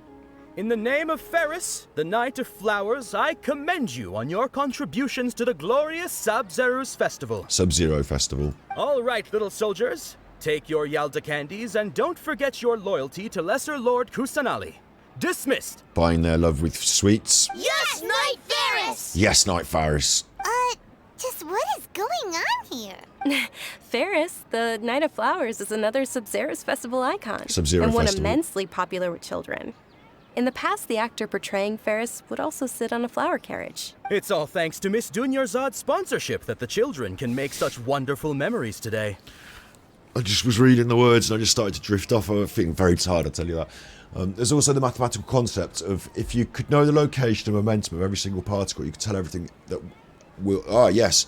There was a lovely... Great, I'm going to use my brain and not be able to... Okay, this is a way I can access this, though. So, IMDb, Parks and Rec. Parks and Recreation. It's a bit of brain power now. Parks and Recreation was very funny. I really enjoyed it. It was very good. Ever so good. And it... Who was in it? Was it Jim O'Hear? Is that him? Nope. Nick Offerman? Was that him? We'll just press this button in it. Nick Offerman, right. Nick Offerman was in it. And Nick Offerman was also in this thing that I want to reference now, and I can't remember the name of it. So, Devs. Oh, it was good. Oh, it was good. Check this out. Have you seen Devs? It's exactly what you were just talking about, so I'll just get it on... Sorry, I didn't do that on display then. I did that quietly behind closed doors. Does it take genius? It's the most beautiful.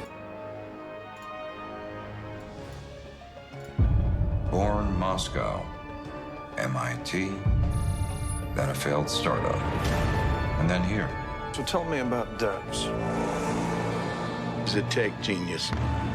It's the most beautiful thing I've ever seen. I'm scared. Of what? Oh, it's one of these, isn't it? A bit of a Netflixer. It's an FX original series called Devs, and the basic principle is it's a bit like Facebook World, like it's this wonderful world of technological. You know, they're a big company. Their buildings are out in the forests, and there are beanbags in the office. Do you know what I mean? It's one of them. It's like a Facebook Silicon Valley utopia, and they're all computer developers, coders. So they're very intelligent people, and they're all there coding and doing smart stuff. They're working on these big projects, and so this guy gets a job there, and he's new, and he's like, do you want to see the big project, the secret project? Oh, hello, you know, there's a big secret, or there's something in the background, is there? Big secret project. And whilst I'm not going to spoil it for anyone, because it is really well worth a watch, and there's some really lovely cinematic language in it. It's about religion. It's about, you know, from my position, it's about God, religion, the replacement of God with technology.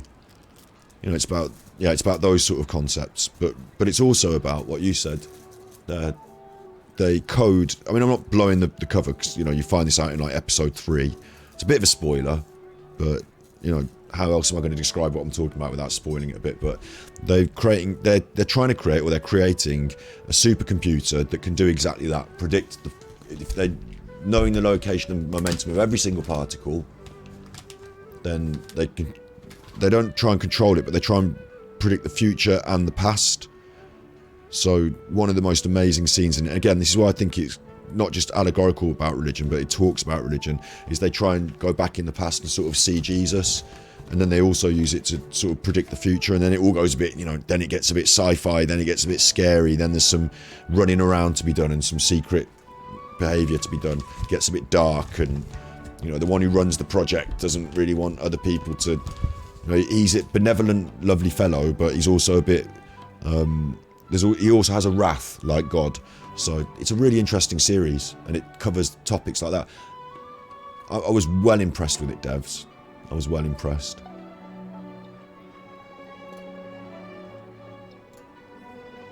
Imagine a point of sale up. Thank you. Oh, thank God. Do you know what? Thank God I don't have to deal with this shit anymore. When I used to have the card reader at the hairdressing salon, it cost me, like, basically every time someone paid money for the work I did, they got some money, and I was just like, fuck this. Devs, but secretly hoping the spooky tech isn't possible in real life? Well, guess what? It kind of is. It's more complex, more nuanced, but still. On this spoiler-filled IMD brief, we're exploring how much of the bonkers science and tech in devs is science fact or science fiction. I'm not going to watch that because it's spoiler-filled, but yeah, devs. It's well worth a watch. That's my old house there. Here's VR. What's his name? VR. Virtual reality VR. As are we to you, Vihar. VR. Yeehaw! Oh, not at all. Oh, speaking of tradition, do you want some Yalta candies? They're a festival staple, and I happen to have some boxes readied here. Take a look and pick whichever one you want. Whichever one? Don't these boxes all look the same? That is the fun part. Each box contains a random flavor. It's up to the luck of the draw. Flavors include lavender melon, hara fruit, sunsetia. So, I mean, sometimes they talk about this thing in the game, don't they? We talked about this yesterday, didn't we? They're talking about the concept of a lucky dip here. I've talked about it before, introducing the gacha system in a different perspective as like a lucky dip. This is a gacha system, isn't it? And the developers, the writers have decided to explore the concept of a gacha system in a slightly different way within the game. Ooh, those all sound pretty good. And there's also Lizard Tail and Oni Kabuto. Yeah, crappy book, crappy boat. I bet there's a lot more of the lizard tail ones than there are of the fucking peach ones, aren't there? Huh? What's up with those two flavors? Oni Kabuto is a little spicier than Lizard Tail. Tunyarzad, you tried them before? Traveler, help Paimon pick one. Paimon wants the Sunsetia flavor. And it says here, see, Paimon, again, being naive now, instead of being switched on like she was earlier, being written in two different ways in a way, which is kind of strange for me today. But you've got choices of, I doubt I'll be able to get the exact flavour you want, and don't blame me if I choose the wrong one. You know, they're trying to really highlight the gacha system here, aren't they, and say it's this, rather than put loads of money in and keep buying sweets until you get the flavour you want. Do you know what I mean? You know, this is what I said even, it's like going into a restaurant and expecting, like, if the restaurant was randomised, and you just say, hello McDonald's, I'd like a burger please, and they give you random burger, and you have to just open the bag and say, oh, it's the chicken burger, I didn't want the chicken burger, can I have another go so I can have a vegan burger? You can't buy a vegan burger, you have to just go on the lucky dip. Alright, thanks, I'll have 10 of them until I finally get the vegan burger. I'll throw all the other ones away. You know, I get all these sweets, lizard tail, throw it away, I'll have another go. Lizard tail, throw it away, I'll have another go. Well, that's the gacha system, isn't it? But in real life, you have one go, you get the sweet, and you're like, ooh, lizard tail. Fuck it, I've got lizard tail, and that's it. You don't have a million choices. Paimon, you don't get to choose. You get whatever you get. It's alright. Paimon believes in you. I also believe in your intuition. It's not about that, is it? Great. These boxes of candy are numbered 1 to 5 from left to right. Which one do you want? 1, it's irrelevant. It's just like... there is no, it's definitely anything. 1, it's irrelevant. It's all the same. It's a 1 in 5. Attention! That's unfortunately Lizard Tail. Knew it would be. Oh, Paimon thought you survived so many epic battles because you had incredible luck. But looks like Paimon was wrong. Paimon, there is no such thing as luck. If we open these boxes a 1 in 5, 5 times, statistically, we should get 1 right. But it's not like that even. Statistics don't even work like that. It's each time there's a 1 in 5. So every time I do it, I've got a 1 in 5 chance. It doesn't mean that on the 5th time it remembers that I've done 4, so it'll give me the 5th one, like a pity timer. No, real luck is just statistical probability, and it just happens as it happens. So looking at it and going, oh, this box has got a bit of a thing on the lid, and that box is like this box might, so this one's probably the lizard tail. And that was trying to pretend in your mind that you've got some way of controlling the luck or working out that, no, there's no. So 1 in 5, pick 1, doesn't matter, fuck it. It's just, you know, equal chance, isn't it? It's like saying roll the dice. Oh, I better blow on it. Better do this. No, just roll the fucking dice. The Sunsetia flavored candy was in box number 4. Was it? How about this? The most important thing is that everyone has a good time at the festival. So please, take both boxes. And again, they don't do this for us in Genshin Impact, do they? You get your pity timer, but the fuck do they give me both boxes if I get the lizard tail? I get a million lizard tails, crappy bows and books. Really? Thanks a lot, Knight of Candies. And it takes the edge off. What's the point in making the lizard tail ones and making it random if you're just going to give me the other one? You might as well just let me get the one I want. It's Knight of Flowers, not Knight of Candies. Paimon really wilted the carriageless Knight of Flowers. They all basically sound the same. We got our candy, so let's keep going. Paimon don't give a shit. Oh, actually, I just remembered that I We're all left the same. something We got behind. the candy. Let's go. Since you're here, Yeah, can you come with me to get it? I should think so.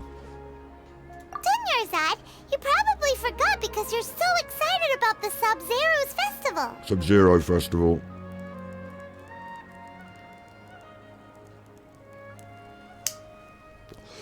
God, I'm a curmudgeon when I'm tired, aren't I? How embarrassing.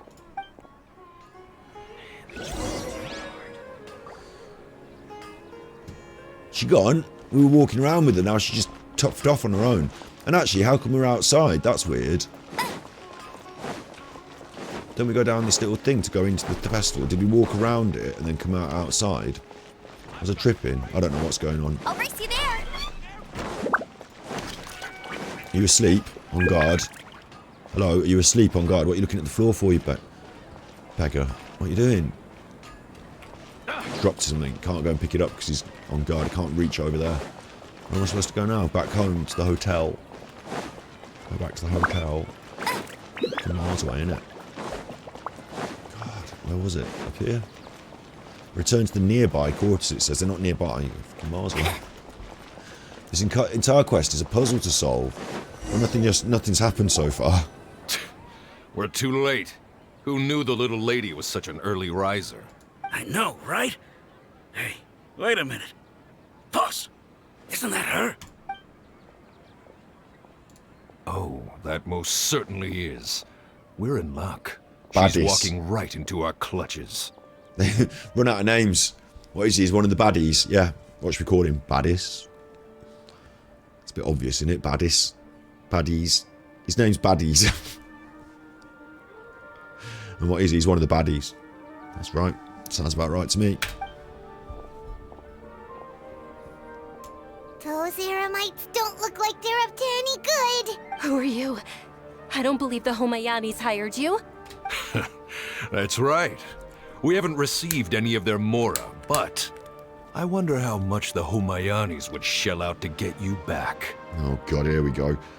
You know, we'll just kick your head in, mate. They're a gang of kidnappers! Traveler, hurry and protect Dunyarzad!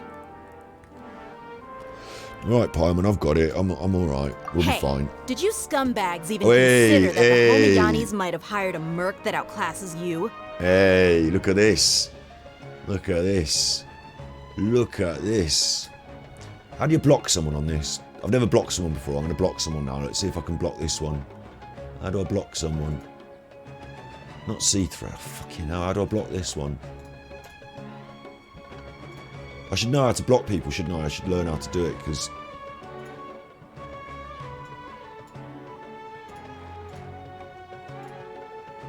Bring up the thing. Follow, whisper, give to sub. I don't want to do that.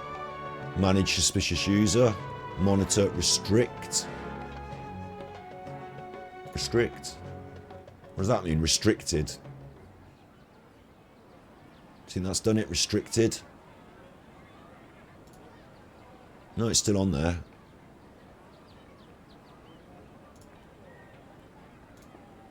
Block. There we go. Block. Block. Right, it's still on there. Twitch. Like, I've never had to do this before, but... Mod. Timeout. Ban. Ban. Right, ban. Okay, it's gone. It's gone. Okay. Learned how to do that now. Could have made it look more intuitive, but... I can't usually be asked with banning and blocking and stuff like that, but... It's incredibly rude, isn't it, to do that on my stream, and I have no real interest in buying, you know, nor should anyone else really. I do have one interest in it, which is I wonder whether some of the bigger streamers just went that way. You get your agent buys you the views, you suddenly on the top, and if you get in trouble for it, oh, I didn't do it, check the account, oh, I didn't do it, someone's done it to me. It's malicious, if anything, so I should be protected. So you get your views, you get your thing, you get pushed up the top, you never put your hands up, it's never me, and you know, away you go. What do you do? I was so tempted to consider doing it as an experiment, because I want to know what would happen. I want to know if I just get pumped up the list and that's me done, successful streamer, or if it looks really bad because you've got 200 people in chat but no one's chatting and everyone knows you're view botting and just looks sad, and then after, you know, 2 weeks of trying it, it doesn't pay off long term and it looks sad, or if you get banned straight off. You know, I just like to know, but I can never find out without doing it, can I? So and if you get banned, then you can't go back, can you? So I don't want to do that. But I mean, like that's it. My curiosity is piqued by the whole concept, and I do wonder, because I see some top streamers, and I just think, you know, I just wonder. There was a time when everyone that was big on Twitch was view botting, wasn't it? And they got caught for it, and some of them got banned. But you know, who slipped through the net? I just wonder. I'm not going to do it. I'd rather know that I've done it myself through my own endeavour than. But what if you can't do it yourself through your own endeavour because there's people cheating and they always win? Then I can imagine Asmongold saying something like this: look, if everyone's doing it and I'm going to do it too. You know, at the end of the day, I'd rather not be a cheat, but if this is the game and I want to win, I have to win at the end. Like, you see what I mean? I don't know, I'm caught in the two minds. Maybe it's the brave win and cheat. I don't know. The only way I can ever know is if I can be successful through my own endeavour. I can turn around and say, no, I didn't have to cheat. That's the only way I can know. Or if I cheat and become successful, then I'll say, oh, I got successful and cheat. I'd never know if I could have done it myself. So I'd better just do it myself. That's the only way forward. But yeah, now we're going to get to see some real ass kicking from a real hot sauce. So let her go at it. You're Dia the Flame Mane. No wonder we mercs haven't heard anything about you for so long.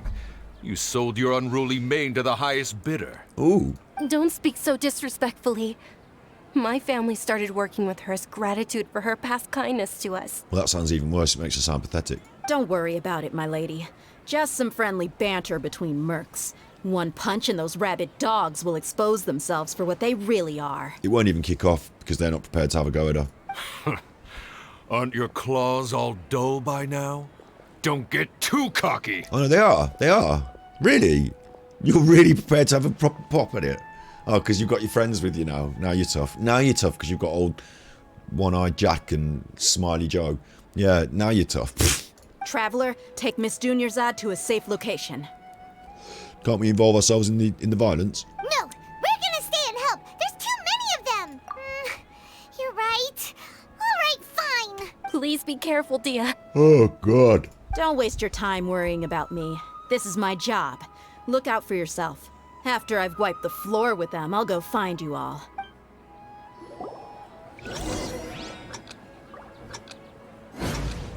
Escape within the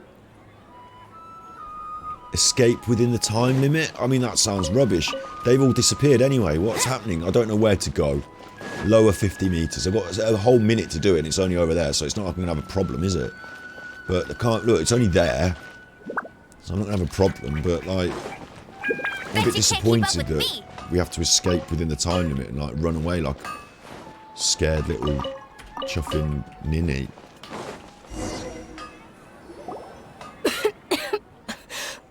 Oh, she's tired. Well, we shouldn't be running. We should be standing there. Are you okay? You look a little pale. Are you in shock? Here we see a Dutch angle, which is where a normal camera angle is tilted on the skew. They call it a Dutch angle. And you would normally not have this in cinematography when you're just shooting, like, let's say you're shooting the news, yeah? You don't want any Dutch angles in the news because people go, oh, the camera's on a wonk there. What have they done there?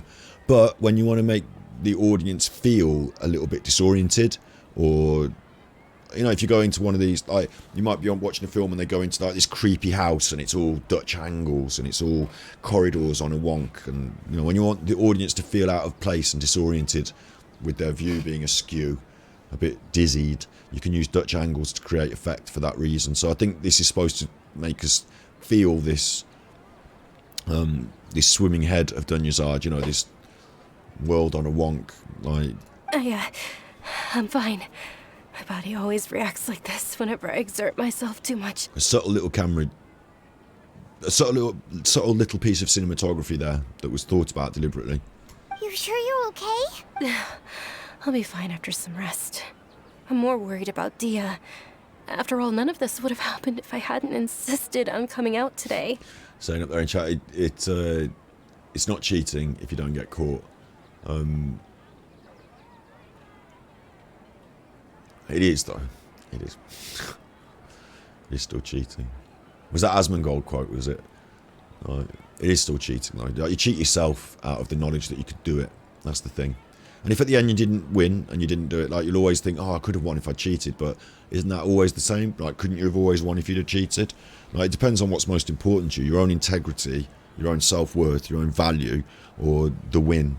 And to some people, it might be the win, and, you know, they might be able to talk themselves around long into their dotage. Oh, I did the right thing, at least I got the win. They'll always know, and they'll always have that insecurity, won't they, that they didn't do it themselves, and that they aren't the thing that was valuable, that deserved it, you know. They'll always have that sort of inner guilt, maybe. So yeah, I'd rather not live there. I'd rather just do it this way. But what I would like to do is I'd like to get another streamer, like somebody who doesn't give a shit, like one of my mates who's not a streamer, and say, right, I'm going to set you up in this room for 6 weeks. I'm going to pay for the view bot. I'm going to do it all. All you have to do is stream. And if you get banned, don't worry, you can go back to working at the fucking wherever. Like, but give it a go and let's see what happens. You might get famous. And like, I'd actually feel like I'd be a good social media agent, or, you know, someone young with a bit of talent, someone that wants to have a crack at it, hasn't got all the kit, doesn't know how to do all the editing. I can help. I can do all the editing. I can do the, you know, whatever. I can encourage them. I can give them. At the moment, they could be upstairs in my upstairs room streaming away, couldn't they? Like, I could offer that, and then say to them, like, do you want to switch to the dark side? Because I don't want to fuck up my own business and my own life, but I could fuck up yours for you. It might not fuck up. You could become PewDiePie, and if so, we all win. Yeah, there was something Asmongold would say. Yeah. I mean, I've heard him, you know, talk about these things over the years, the view botting especially, and I do get this. I'm a good read on psychology, I like to think, after dealing with people for all these years. So I think that sometimes I get the impression that he talks about view botting and talks around the subject in such a way that makes me feel that he has done it. Maybe he doesn't do it anymore, but if you're on Twitch and you want to get noticed, like, if that's what's, like, at the moment, like, if I just quickly, I'm just doing a little quick diversion as well. We know this is the case though, don't we? If I go on Twitch, I can't be asked to do that, you know. I don't have to do it, you know. But there'll be people at the top with lots of views. Maybe their chat's not moving as quick. Maybe it doesn't feel as, I don't know. Yeah, some things smell fishy, don't they? At least I'll never smell a fish.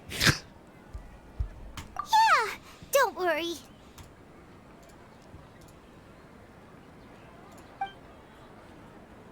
Don't know what's going on here, look. They're in My chat. lady, traveler, found ya. We escaped just here and we didn't get to watch the action. You took care of them so fast! Any more of them? Or rather, did anyone follow you? Dia, your arm. Oh, this? I'm fine. It's just a scratch. Normally, they wouldn't have been able to land a hit on me at all, but I'm still getting used to this new greatsword. Please, let me take a closer look. Come on, it's nothing. Us mercs aren't as fragile as you think. Hold on, you said something about a new greatsword. What happened to the one you were using before? About that. Well, I put sold it down. 'cause I was low on Mora. What? Stuff like this happens every now and then. Sold it? No, that's bollocks. Because we were paying her, they're paying her, the other was getting paid 3 times. It's not, it's bollocks. And with me, it'd be I put it down, I'm sure it was there. I had this hammer and I put it down somewhere, and where is it? Like, you know, it would be one of those, and then someone fucking pinches it, but... It can't be. The anonymous donation that was used for the venue's final round of preparations? Oh, she donated the money. Hey, Miss Dunyarzad, I wasn't trying to make you cry. I'm not gonna lose my commission because I made my employer cry, am I? Okay, making your employer cry won't affect your commission, but selling your weapon without permission and getting hurt? I'll have to reevaluate your performance. All good in the hood. You're so unreasonable, my lady. Thank you very much, Dia. Don't be like that. I get embarrassed really easily. Are you feeling unwell again, Dunyarzad? Another point, feather in the cap there for Dea, though. You know, she's going right up my list of characters. She's a heart of gold, doesn't she? My lady, your condition. Traveler, can you take her somewhere to rest?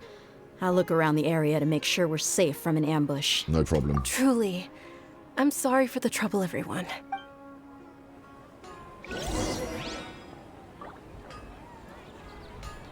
Take Dunyarzad somewhere nearby and rest.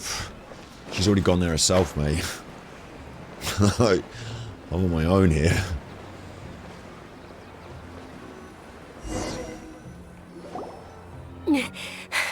Are you feeling better, Dunyarzad? To be honest, this is tiring me. This is making me, like... I'm fed up of her feeling tired and wandering around with her. Like, no offence to anyone who's disabled, but it's not, you know, it's not like in reality I'd be angered at someone's inability to keep up with certain things if they had some sort of medical condition. What it is I'm playing this game where I like having fun and attacking things and running around and swinging my sword. And what I tend to be doing for the last, what, hour and a half now, is just following this chuffer around, sitting around with her. Like, what's going on? I'm doing what the fucking bodyguard's supposed to do, and the bodyguard did the fighting for me. Like, roles changed. Yes, much better. Just give me a few moments and I'll be good to go. Get on with it. I didn't realize you were concerned about it. I guess I shouldn't continue to keep it a secret. Oh, these are the moving moments where we find out about I was Arianas. actually Right. born with Elazar. It's terminal now. Elazar, like the other girl had, like Collie's got. Can't believe it's Elazar. Oh, you've already heard of Elazar. In that case, you probably know about its severity. The scales. Sumeru's current medical advancements still haven't been able to find a cure. The disease's progression can only be delayed through environmental therapy. Dunyarzad. There's no need to be sad. I've always lived with Elazar, and I came to terms with it a long time ago. Compared to the simple fact that I'm afflicted with this, its effects on my life have been much more painful. I know that my family loves me dearly. They've done all they can to provide the best environment for me so that I can live for that much longer. However, I know I will one day succumb to this. It's sad, isn't it? It's a shame. We've all got to die of something, but yeah, that's a shame. It's taking a bit of a morbid tone now. Did you know? Before I ran away from home this time, the world outside of my home didn't even know that I existed. Since I was a child, all I could do was sit on my bed and stare at everything outside of my window. I'm sure my family's worried and disappointed in me for running away, but I just didn't want to have any regrets. I wanted to meet other people. To me, there's nothing more beautiful than being able to meet and speak with others. Oh, which is why, of course, you know, mentioning disabilities or whatever, people are people. It doesn't matter if you've got a bad leg or a this or a that or whatever it is. You know, if you've got Elazar, you're still a person. You still want the same things and have the same dreams and desires as other people. So the idea that, like, you know, people say these days, oh, political correctness gone mad and all that. Like, imagine the world before where people with disabilities couldn't access the same sort of things as people simply because of an impediment like a ramp or not having a ramp or whatever it is. It still goes on today. You still see it today, but you know, it's obvious, isn't it? It's obvious that we should make sure that things are accessible to everyone and not be so selfish and closed-minded to assume that just because I can do it, everyone can do it. You know, it's about holding out hands to other people in this world, isn't it? And being conscientious. Not to mention the incredible time spent preparing for the festival. The joy on everyone's faces here, and all the support I've received from friends like Dia. This way, when my final day does arrive, it will be less sorrowful. What else? Got this off Amazon today. It's cheap, and it's nearly broken already, actually. I can see. It's a piece of shit, really. It's going to have to go back. But it's a USB lighter. The idea was that I was buying less. I'm going to keep that for a long, long time. But it's got a little metal filament in that little circle there, and I press this button, the little metal filament heats up. And then you press your cigarette against it and light it. But I'm already bending the filament around. I can see it's not going to last.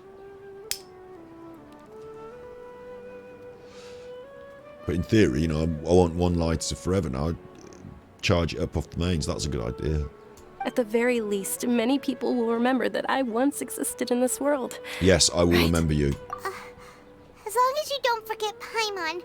Paimon also won't forget about you. No. Even if you forget Paimon, Paimon will still remember you. Oh, Paimon. Thank you two so much.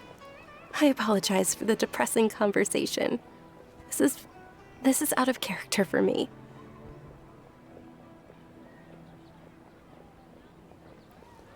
Shit, I just got a text. It's the Queen's funeral tomorrow, so big day tomorrow. Monday, Queen's funeral. I was going to be doing streaming. Oh, probably not now. With the Queen's funeral, we're going to have the family round. It'll end up in everyone being drunk and having a curry or something, I imagine. So the whole family are going to come round. Everyone's invited.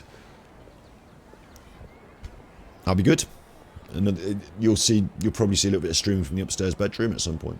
To be honest, Lesser Lord Kusanali gave me the courage to do all of this. Oh. If it weren't for her encouragement, I wouldn't have taken that first step. Great. Thanks.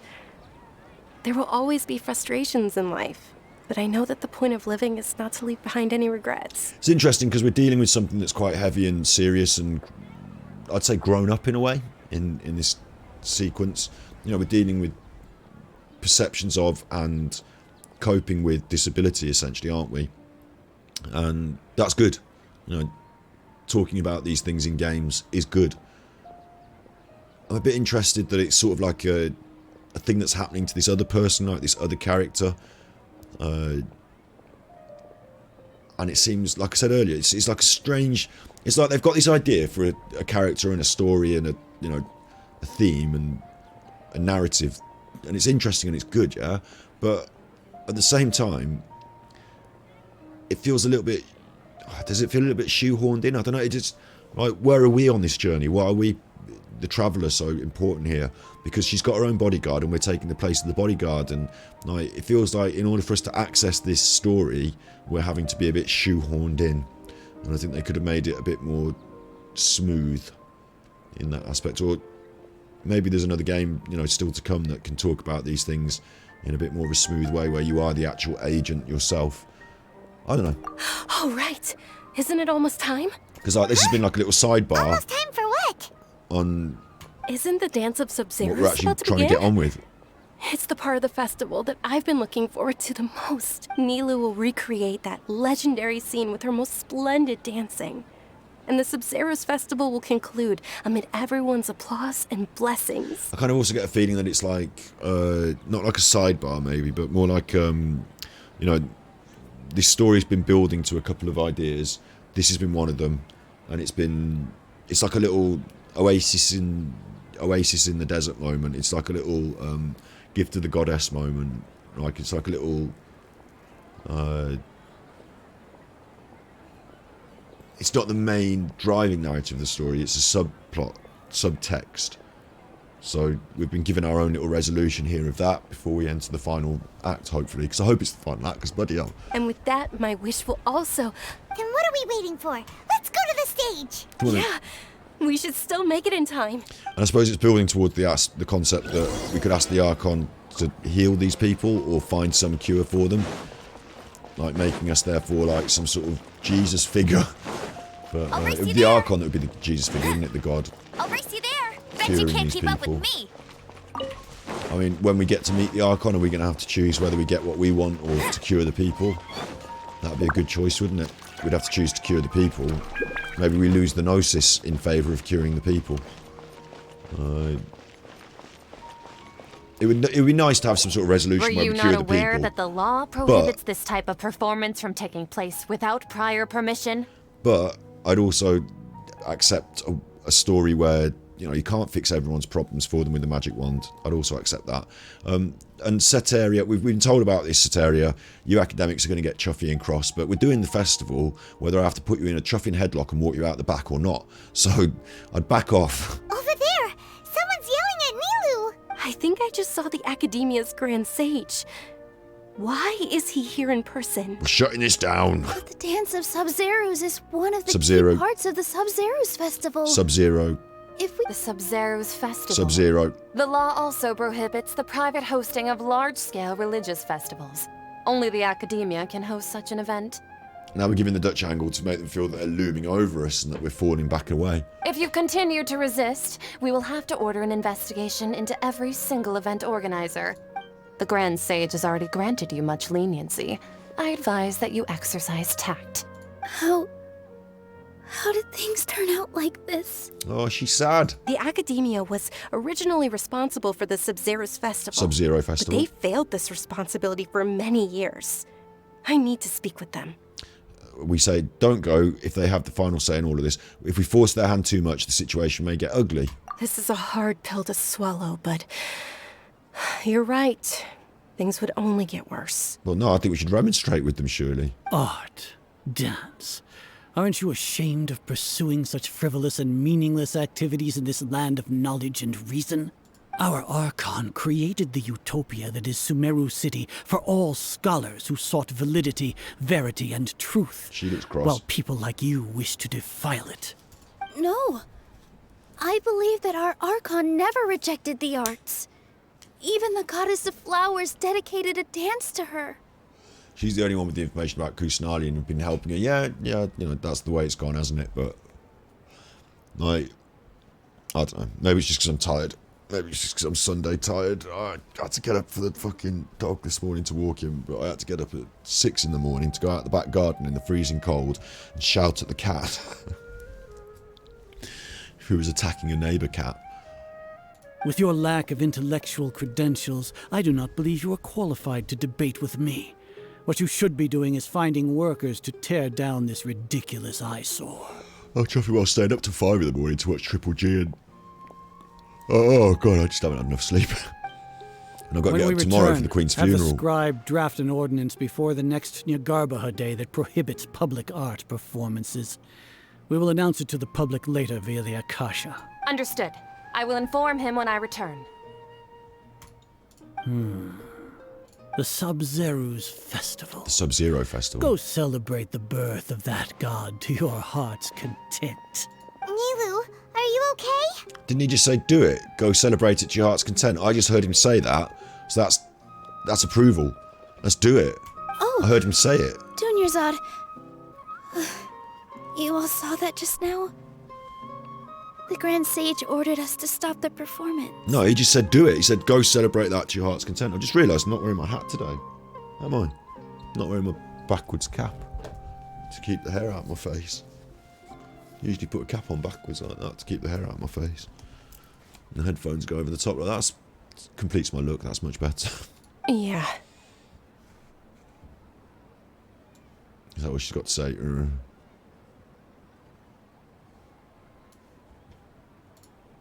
Let's go somewhere the Academia can't find us and perform there. But how do we let everyone know? And what about the atmosphere on the stage? Let's just fucking do it, and then they can come back and tell us off afterwards. Or we could get people to block them off so they can't interrupt the performance. No. They just threatened to investigate the organizers. If we were caught... Yeah, but by then we've done it, so you investigate away. Nilu, it's all right.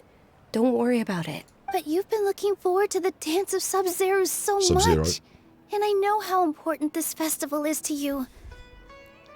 I don't want you to have any regrets. It's okay. Seeing you care this much about my feelings is more than enough. It would be too risky to continue the Sub-Zero's festival at this point. I don't want to get everyone in trouble. Oh, come on. Are we going to just have this back and forth conversation, or are we going to get on with something? If you say so. But you can sneak out for the next Sub-Zero's festival, right? We'll make sure the next one is a smashing success. That's a weak way to finish this. The next one. Yes. Okay. It's a promise. It will be a smashing success. What about all the money and the stalls, and they sold their swords, and we were there for days? They could have come down earlier and sorted it out. Like, why did they tell us right at the last minute we couldn't do it? It's rude of them to do it like this. Let's just do it anyway. All the sweets have been handed out and all this. I can't believe this is how things turned out. Those heartless geezers. Geezers?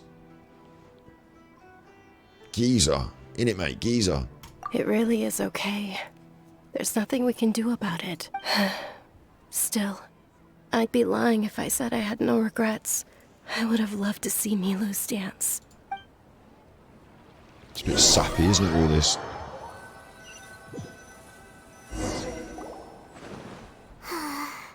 A lot happened today.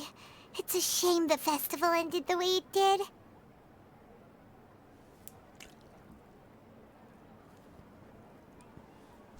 Nilu and Dunyarzad promised to make the next Sub-Zero's festival a success, but Dunyarzad is running out of time.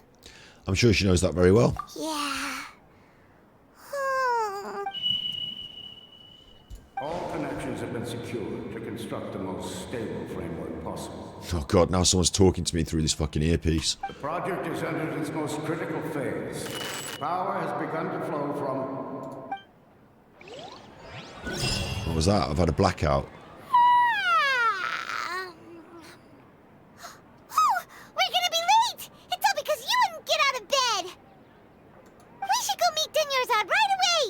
What's this?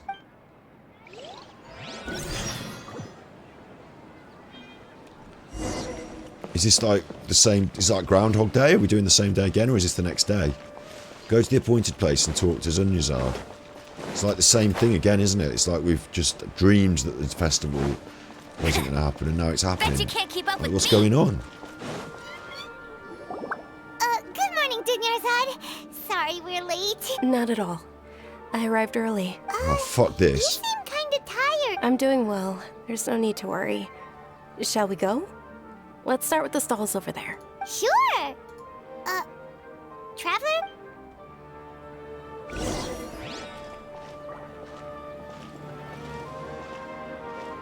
I'm not walking slowly behind you over and over again. Come on. Ooh, they're selling food over that way. Let's go take a look. And really, I mean, it's almost agonising to have to fucking walk around and listen to them talk anyway, isn't it? But to have to fucking do it all twice, knowing that you're about to go through... Like, it just took me like an hour and a half to get here. Like, this better resolve itself very quick. Yeah, I know what it is, you fucking dickhead. Actually, it's one of the Sub-Zero's festival's traditions. I can't even skip through it, come on. Tables with 7 different foods to symbolize Wait, the 7 virtues something feels really potential familiar Archon. at my options. Appear to be In the form of the moon. Oh, we are skipping through it, thank fuck for that. The moon signifies... It's escaping me for now. is he really looking it up in a book? Oh, right. But if you trust your intuition and overcome your fears... Understood. I'll keep that... Oh, it's nothing. Guess that was still So, where to next? The man with the fucking this man. This man. Come on, Dunyarzad. I'll carry you, come on. What's she doing? Come on! This is my life eking away, Dunyazard.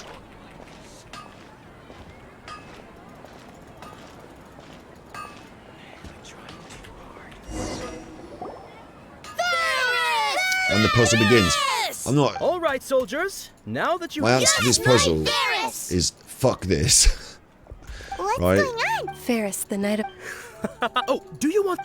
What? It's not that simple. Each box contains a random flavor. Oh, I got to get the right flavor. And there's also. Great. These boxes of candy are wasn't it? That one. Ah, excellently chosen. Number So now I've 4 changed is indeed history. Sunsetia. Now I've changed the timeline. Paimon bet you had incredible luck, and Paimon was right! I'm having a problem. Big starey eyes. I don't know why, but I knew it must have been number 4. How's that possible? It's obviously random. Deja Maybe we vu. didn't sleep very well last Except night. she wouldn't Or say maybe we deja slept too vu much. because deja vu are French words and we don't have France, do we? We're in Teviat, wherever we are. So I don't know why we got deja vu in our lexicon, but Oh, sure. we're going to leave now. Huh? Where are you going? You're just gonna walk off like that? The flavour of deja vu. That's good. Go to Lambard's Tavern. What? What? And at this point, I'm going to have to just go and find my own fun in the game because I've had enough of that shit. What should we do for fun? I'll tell you what I need to do. I need to go and get some mushrooms for Collie. So we'll go over here and bag up some mushrooms quickly.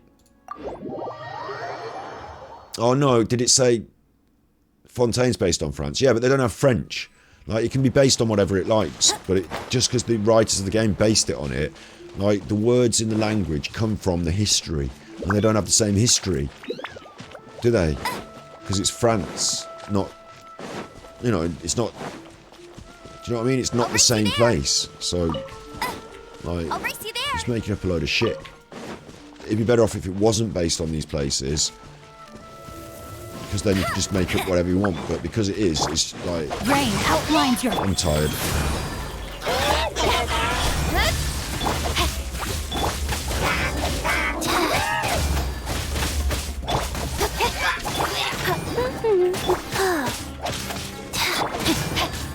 Cut to the chase.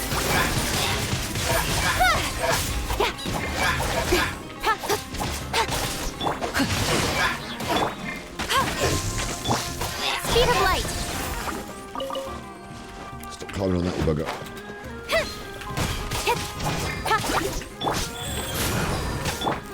Don't blink.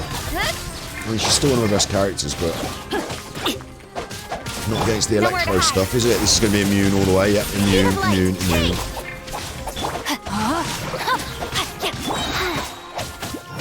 Witness the power of Gugwa. Get him. Black, pink, black venom. Get him.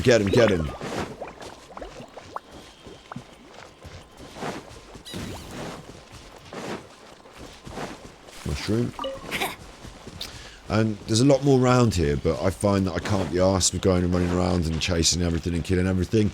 So I'd rather just get those 5 and then just fuck it off. And then I think you can buy some from one of the chuffers as well somewhere. At Gurahada village, Gandharavaville.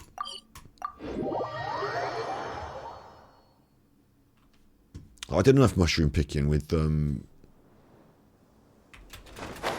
won't let you down. Done enough mushroom picking with Barbara and Clea, haven't I? I've got no appetite for more mushroom picking. But this chuffer over here.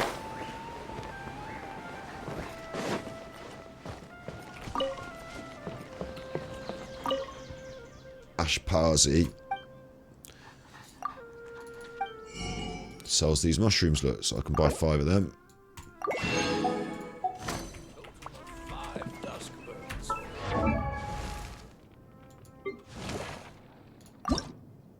24 of 30. I only need 6 more. That's quite close. I know there's some over here as well. But again, I can't be asked to go around the whole woods and get every mushroom that may be here. Raining again. Oh, This will tippies! hinder our vision. We must remain vigilant. No, it's not. Because I made that my tippy sound. It's raining again. Like, as in it's raining, you know, raining like, you know, tippies. No, I actually thought it was tippies then. It's not. It's alright. I'm sure there's some mushrooms around here in these trees somewhere. There's one, look. That's 5 I need now, just 5. And 5 is basically just a trip to a shop, isn't it? If there's anyone else that sells them. I think I left that quest a bit earlier, and I think I've got to go back and do it all again now. I saw it say just as I was leaving, please don't leave because you'll have to do it all again. But I just felt like going. Just felt like I couldn't help it. You see what I mean about it getting a bit difficult now? Like they're around here somewhere. I can't remember exactly where, but I'll race you there. like there's where are they though? So I can't be asked again to go any further than this. Hunting mushrooms. Oh, I will be asked to do this though. I love doing these. These are fun. Right. Let's do one of these areas. These are fun. Pick the seeds. Just going to change my party. Changing my party. Clay. Yeah, let's go on a big adventure. Will do. Could have Collie. She's always useful in this area, isn't she? But nah, we'll go with what we know. Sticking with what we know right now. Let's get this done. Oh, look at that flying, floating chuffer. You flying, floating chuffer, you bad flying, floating chuffer. What I need is the little stick that sticks up that allows me to survive. You know, the red stick survival, the green red survival stick. That's what I need. I don't see it. I might just have to go in hard. And I predict that the other ruin chuffer will stand up, so it'll turn into a massive issue. Just going to sneak around the back and see if I can find the stick that sticks up. That gives me body and mind protection against the red. You know, the little light stick thing. Oh, I can creep in here, look. Hello, creeping through the wood. Cheeky! There it is, it's over there. Right, we'll go in hard. Let's go. There it is. Right, I've already done this before, maybe. It's already alive. Stick thing. I'm just going to take out what I have to take out when it's in front of me. Being indiscriminate. I know that thing's shooting me, but with sword comes shadow. This thing was right here, so you know, it all needs to go.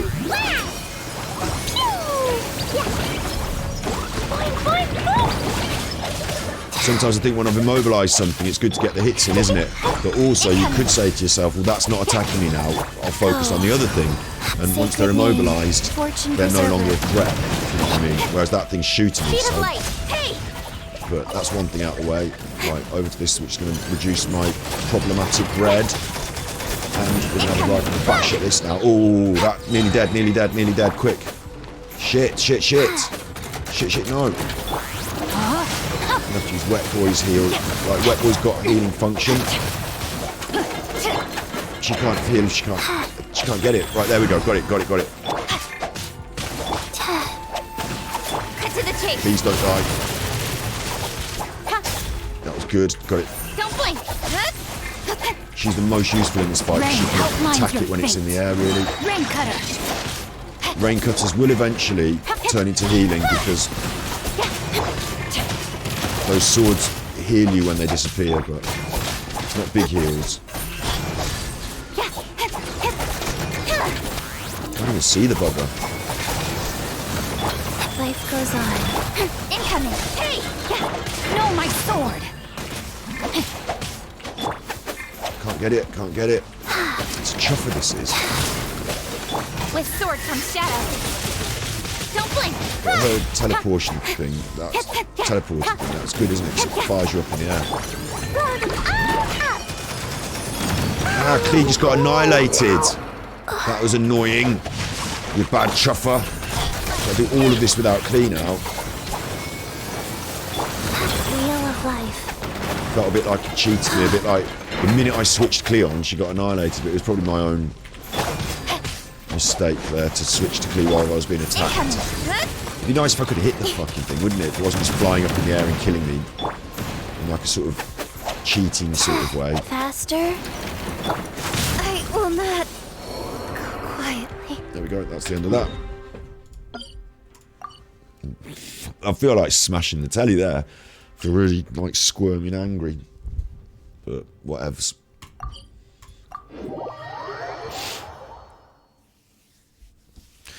Just got one-shotted. I could have probably used a potion or some food to help it.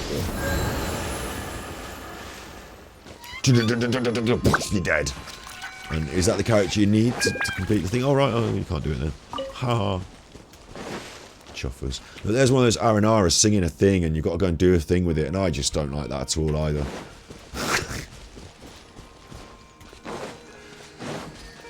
Talk to Paimon. We're coming up to 2 hours. What's the time? Because I need to watch this because I've got to walk the dog before it gets dark. Probably do another half hour and then I've got to walk the dog. But I'm not going to go on a massive walkie, so I'll be back on in a bit.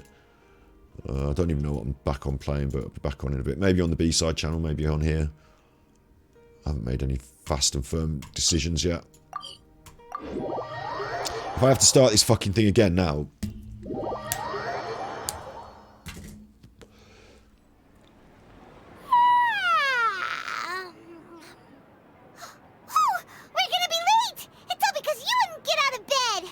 Oh, I bet you can shoot them down with an archer, yeah, but I don't have a main archer.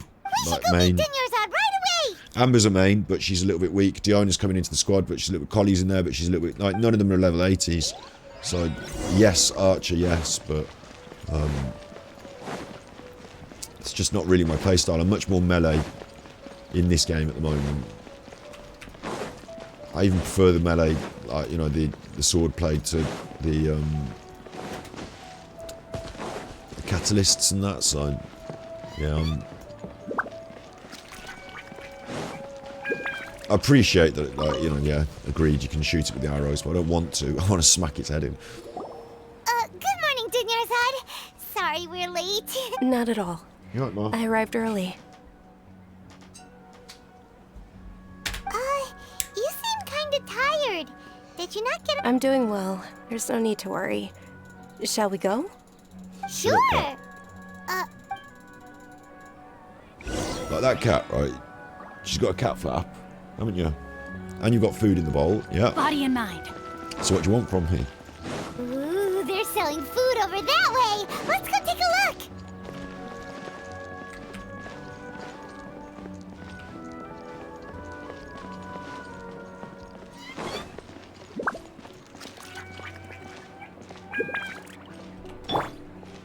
Come on. This is a stall offering foods from the... You are quite well informed. Actually, It's one of the Sub-Zero's festival's traditions. Sub-Zero Festival. People used to set their tables with 7 different foods to Appear to be in... Really?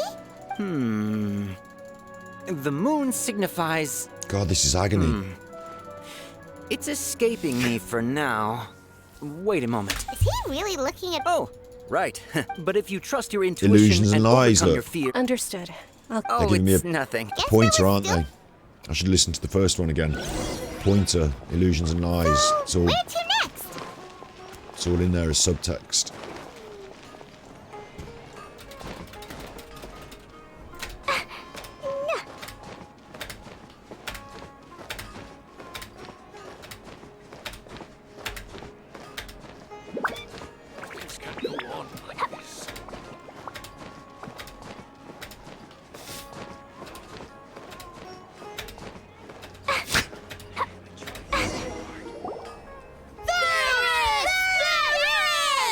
They're copying me now.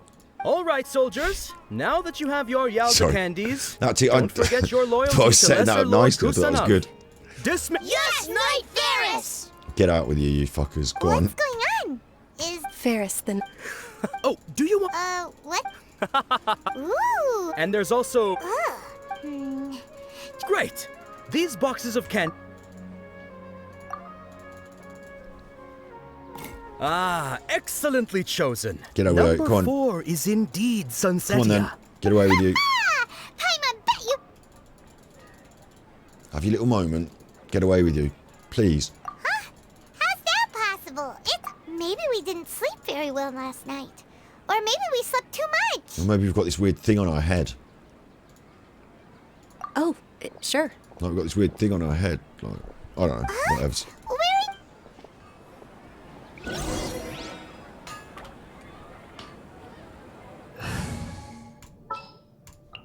Leave it to me.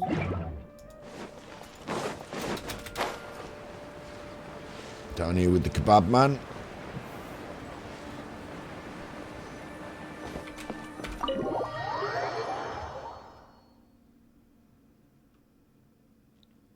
Let's see what go on. See if I can get this tied up in the next 20 minutes, because I don't think I will. Knows what that is. It's when you feel like you've already experienced whatever is going on. Shut up, Paimon. You don't know what that is, because deja vu is French, and there's no French in this world. And even if they have somewhere that's inspired by France, it's not France, and it doesn't have the word deja vu, which didn't translate into the English lexicon when the Normans invaded. It's just not happening. In that case, Paimon also felt something like that today. But that's just our brains playing tricks on us, isn't it? So why'd you run here in such a hurry? I wanted to do something I normally never would. So that's it. You're intentionally doing things you usually wouldn't and seeing if you still get that same feeling of deja vu. Welcome, you two. Are you here for lunch? What would you like to eat? 1 coconut charcoal cake, please. Got it. You don't look like you're from these parts, but I gotta say, you've got good taste. I'll give this order to the kitchen. Bit weird, you've met us before. Coconut charcoal cake? Isn't it that burned thing that didn't look tasty at all? Exactly, I'm going to order the things I don't even want to eat, just to fuck with fate. Paimon understands what you're trying to do now. You'd never normally order something like this.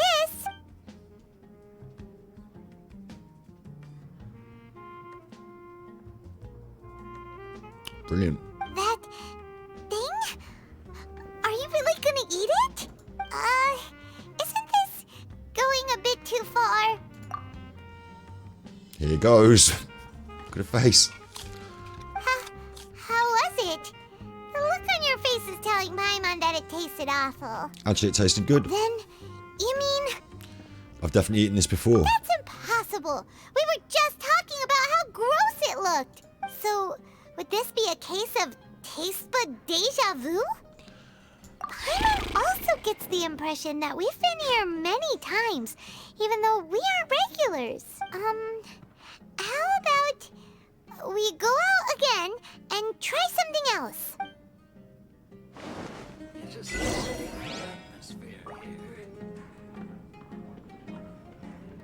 It's interesting, but it's not interactive, is it? It's just like you're following the story and clicking your way through it. It's strange to take this attitude in the game at this juncture, because it's been so good so far. But I know people maybe appreciate this aspect of it, like you're in the anime and you're just like playing a film, but it's a bit walking simulator at the moment, isn't it? I'm a bit thrown by it. Maybe it's just 'cause I'm tired, I'm in a bad mood.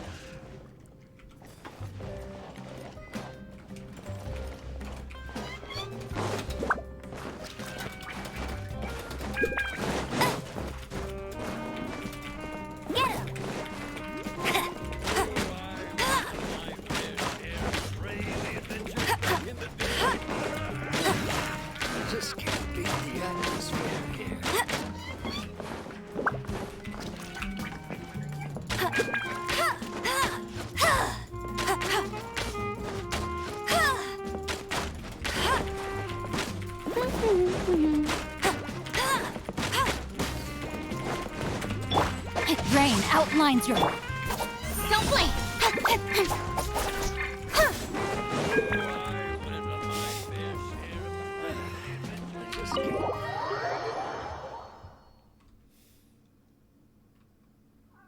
Wow. Wow yourself. I've got to go traipsing around the block in a minute. Oh, please, Shakima. I mean, like... Hey! Dinner's is sitting by yourself on that bench over there. I've been meowed at by cats at 6 in the morning, Shakima. I'm not in the mood for it today, really. I've done your food.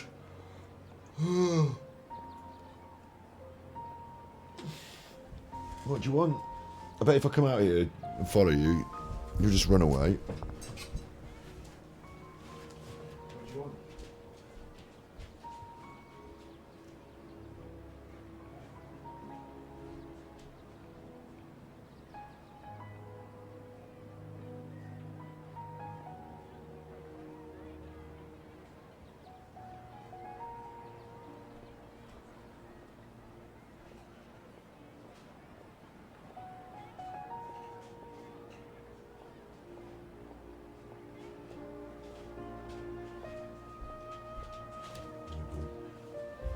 More food.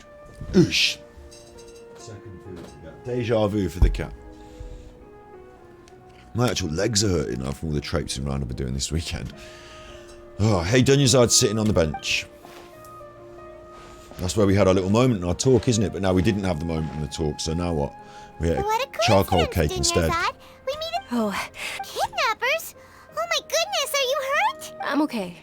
Dia's arm got scratched, but it isn't serious. Yeah, I know. Whew. That's a big relief. Not at all. I've always been like this.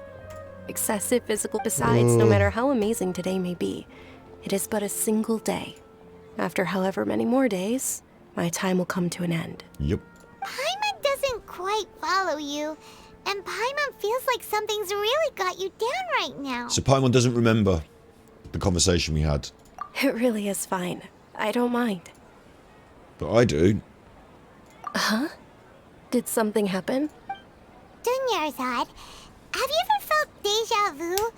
You know, like when you've already experienced something that's happening right now? I will quickly take on the point of deja vu as well, is they say sometimes it might be like a reset of your brain, but what you've got to consider is that everything you do feel and experience is constructed in your brain, isn't it? Like, there is no colour, there is no smell. There's an interaction between your olfactory sensory organs that sends signals to your brain, and your brain conjures it, doesn't it? Your brain creates it.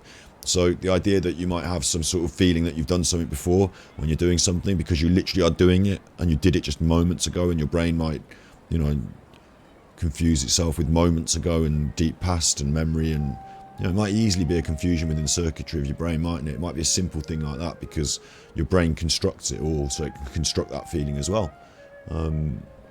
Oh, I just get a familiar feeling, right? Yeah, I didn't know what she said. Well, that's stupid because I actually know what she said, but Traveller doesn't. So now we're breaking that link between my experience in game, my role play as Traveller. So that's stupid as well. Deja vu? No. But my days have been the same for years now. Even if I were feeling deja vu, I suppose I would already be used to it. Oh, Paimon sees. Then, is it only the two of us? It's almost time. Huh? Time for what? Nilu's Dance of Sub-Zero is... So that's weird, because now we're not really as friends with her as we used to be, because, you know, we had that moment together which would have bonded us as friends, but now we didn't. I'd have to remember that. Here we are, having some trouble focusing on the events. With your lack of intellectual credentials, I do not believe you are qualified to debate with me. What you should be doing is finding workers to tear down this ridiculous eyesore.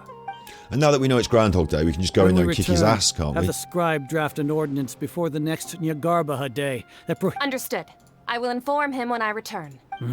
The Sub-Zero. The Sub-Zero Festival. Go celebrate the birth of that god to your heart's content. And he's told us to do it again, and we didn't do it last time, so we might as well fucking do it. Tiresome.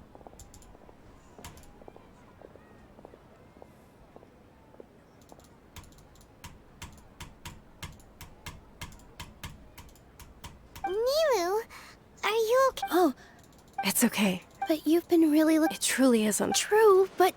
The next... Wait. No, nothing. Paimon can't believe what those heartless geezers did! For some reason, I felt like this outcome was inevitable. Did Dunyarzad already go back?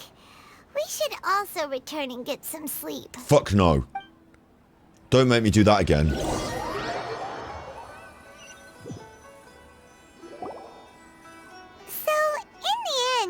You still couldn't figure out what that deja vu feeling was all about? Maybe it really was because of exhaustion. Same here. That's why Paimon stopped thinking about it. Then, how about we settle in and get a good night's sleep? For now, we can chalk things up to exhaustion. We can do more thinking tomorrow. There's a squirrel in here. There's a Mr. Squirrel in here. In this game, Marlo. Come here. Come here. Come to Daddy. Do you see Mr. Squirrel there? See him here, look. No, he's here, look. In the game. There. You see him? He's got his tail there. Can you see him there? What's he doing in there, eh? It's a picture of him. Hey, what do you think he's doing? Hey, what do you think Mr. Squirrel's doing?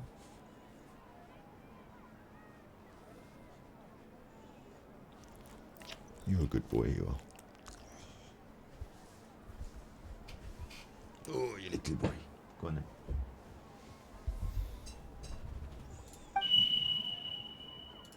Observing a modest drop in the output of Jnana energy, but values still remain within normal parameters.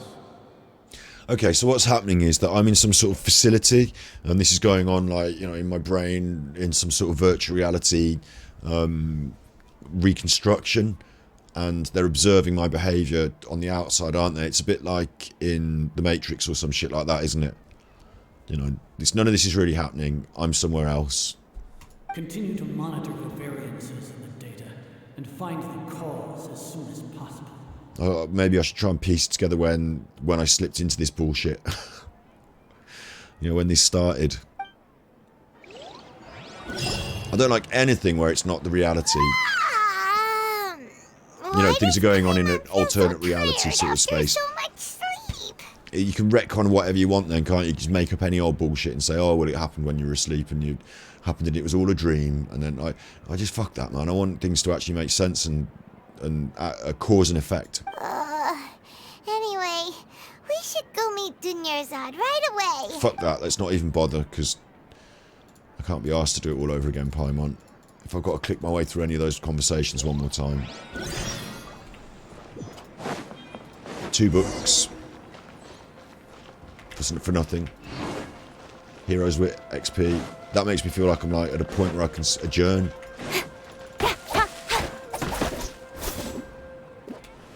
Brightwood. Don't know if I've got any Brightwood before. No, I just got to go and swing my sword for a bit. Might take the doggy around the block. I'm probably not going to cheer up much today, I'll tell you that. This attitude you get from me, I'm tired. I'm aware of it, and I'll apologise for it. And I'm being a bit of a curmudgeon. I'm looking at the negative, maybe. But it's alright. I'm human. It's just fine, isn't it? Can't always be like yelling and whooping and cheering. And then it's doing this to me at the same time. It's like, I don't know. It's giving me a bit of a headache, to be honest. Just the story.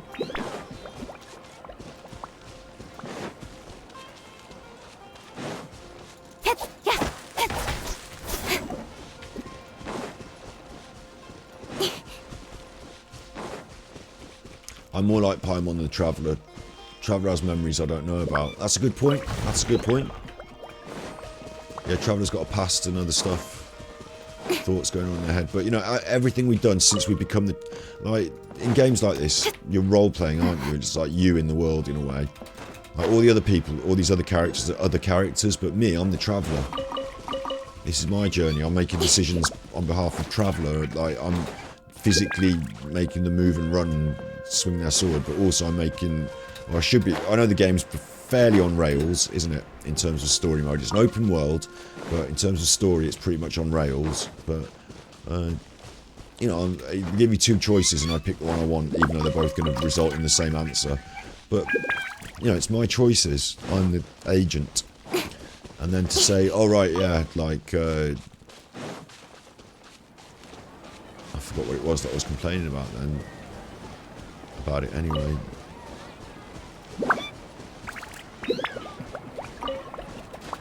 Forgotten why I was even... What even my problem was at the start. It's just because I'm tired, like, I probably don't even have a problem with it. It's gonna be fine. It's okay for me to recognise that I'm tired and therefore being a bit more like but also it's hard for me to not even be like that because I am tired, so that's that. Like sometimes I think about not streaming because I'm not in the right frame of mind. Might be one of those times, but I'm not going to stop streaming because I'm still having fun. I just might not be helping you to have as much fun. Or maybe you think it's funny. Maybe you think it's funny watching me suffer through a sort of mind-bending... It would be a really interesting quest line if it was a bit more interactive. And if they weren't... Like, repetition is tiresome, isn't it? It's like... If they weren't making me repeat things over and over.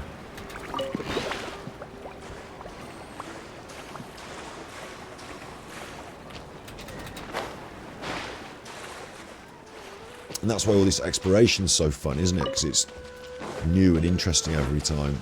I need those frogs for my potions now. Not vegan, but there's a chest over there as well. Let me get this one out of the water, then head over for the chest.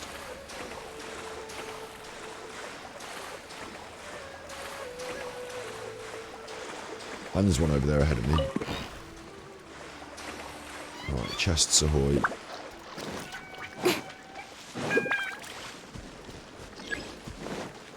Leaving this area will interrupt your story experience. It may affect your quest progress.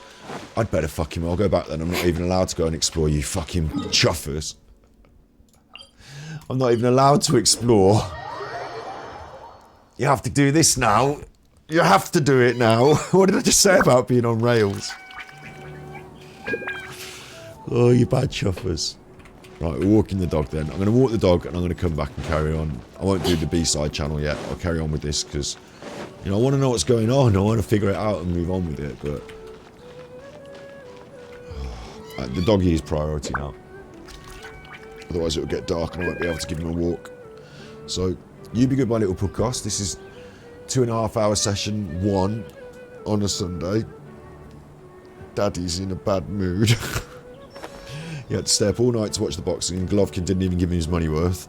And then, if that fight wasn't good enough, the main event was at Chuffing 7 o'clock, and it was 6 o'clock. I don't even know what the time was. I had to just jump out of bed. The dog was going nuts. And the cat's in the back going... It sounded like someone was being strangled, so I ran down into the back garden, and the dog out in the back garden as well. And then over the fence, they were having a fight in another garden. And then my cat, Omar, comes skulking in. Yeah, I know what he's been up to, the bad chuffer.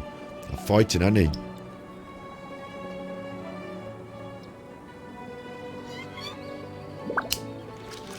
Well, that's all well and good if you're standing in your garden at, like, you know, still dark o'clock. Sun just breaking, birds singing. Standing in your garden in your underwear, freezing your chuffer off. Get in the house, you. Eventually got back to bed and then... It's time to walk the dog. Oh, you chuffer. You're suffering at workies. Glad I had to... Oh, yeah, I'll have a good... Your workies is probably worse than just having to go in the garden and corral fighting cats. This is pushing it. It's only because I'm tired.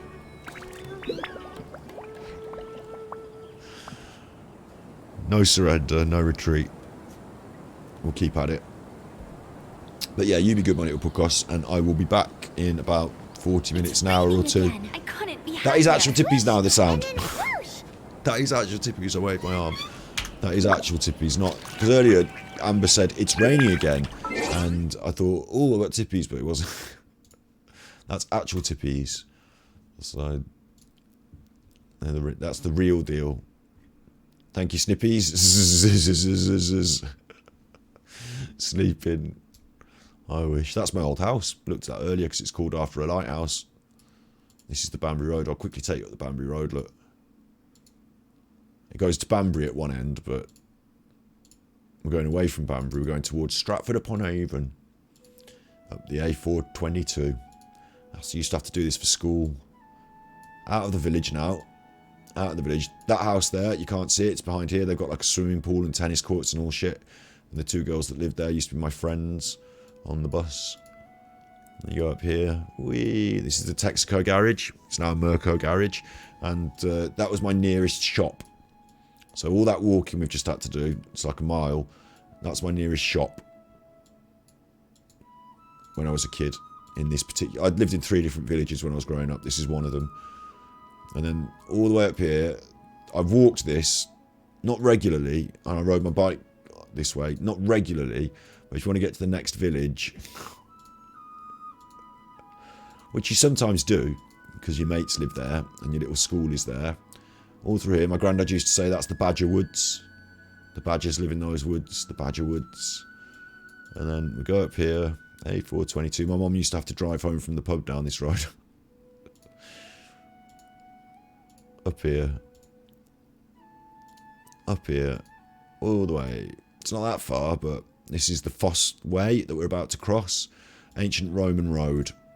The Foss Way. It goes all the way down there, all the way up there. Whee! And there's the sign up. Stratford, Banbury. We're equidistant betwixt two. Ride a cock horse to Banbury Cross. That's an old nursery rhyme. Here we enter in the village of Ettington, and just over there, behind these trees down here, this is the Ettington Chase, my first job when I was like a 14-year-old. No, actually it was my second job, and I used to have to work there polishing cutlery, serving people their dinner. And then up here is the next village, Ettington, which is where I went to school. This is the Checkers pub. Spent many a year playing in the back garden there. And over here is now houses, but this used to be the White Horse pub, but it's now all houses. So that's weird to see it not there anymore. And I lived, when I was a baby, in one of these houses over here. It's got the post box outside. Whichever one it fucking is, but I don't remember because I was a baby. So I grew up in this village as a little toddler. Moved to another village called Treddington before we moved to Pillerton. So this is the village of Ettington. It's very, nowadays, it's actually very popular, Ettington. They keep building more houses and more houses here. So it's a nice little village next to Stratford, so it's quite popular.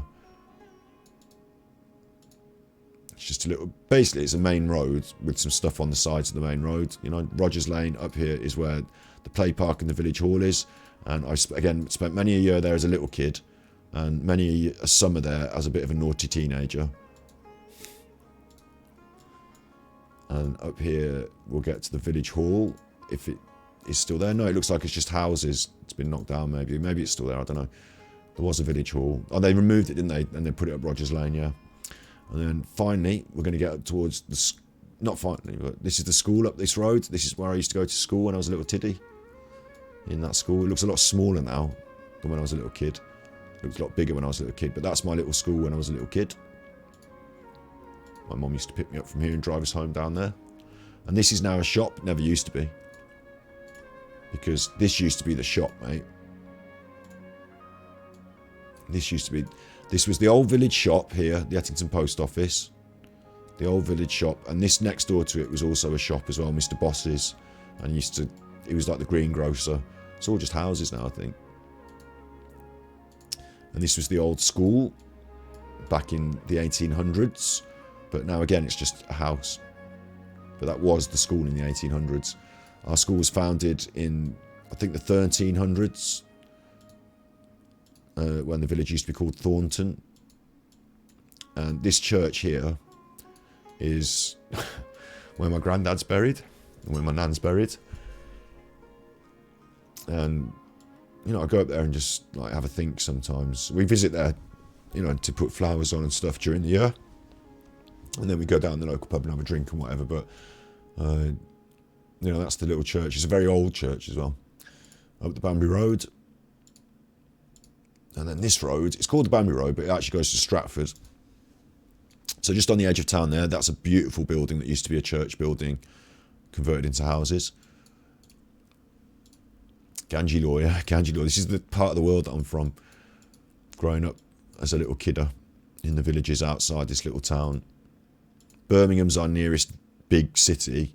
We've got lots of family friends in Birmingham, and I used to go to the football in Birmingham sort of every couple of weeks or so with my dad. Coventry as well. We've got lots of family in Coventry, so I've seen the cities and I've been around them, but very fortunate that I get to like come home to a idyllic country paradise in ways. But you see the length of this journey now. This is about a 15-minute car journey, and you get bored out in the sticks, you know.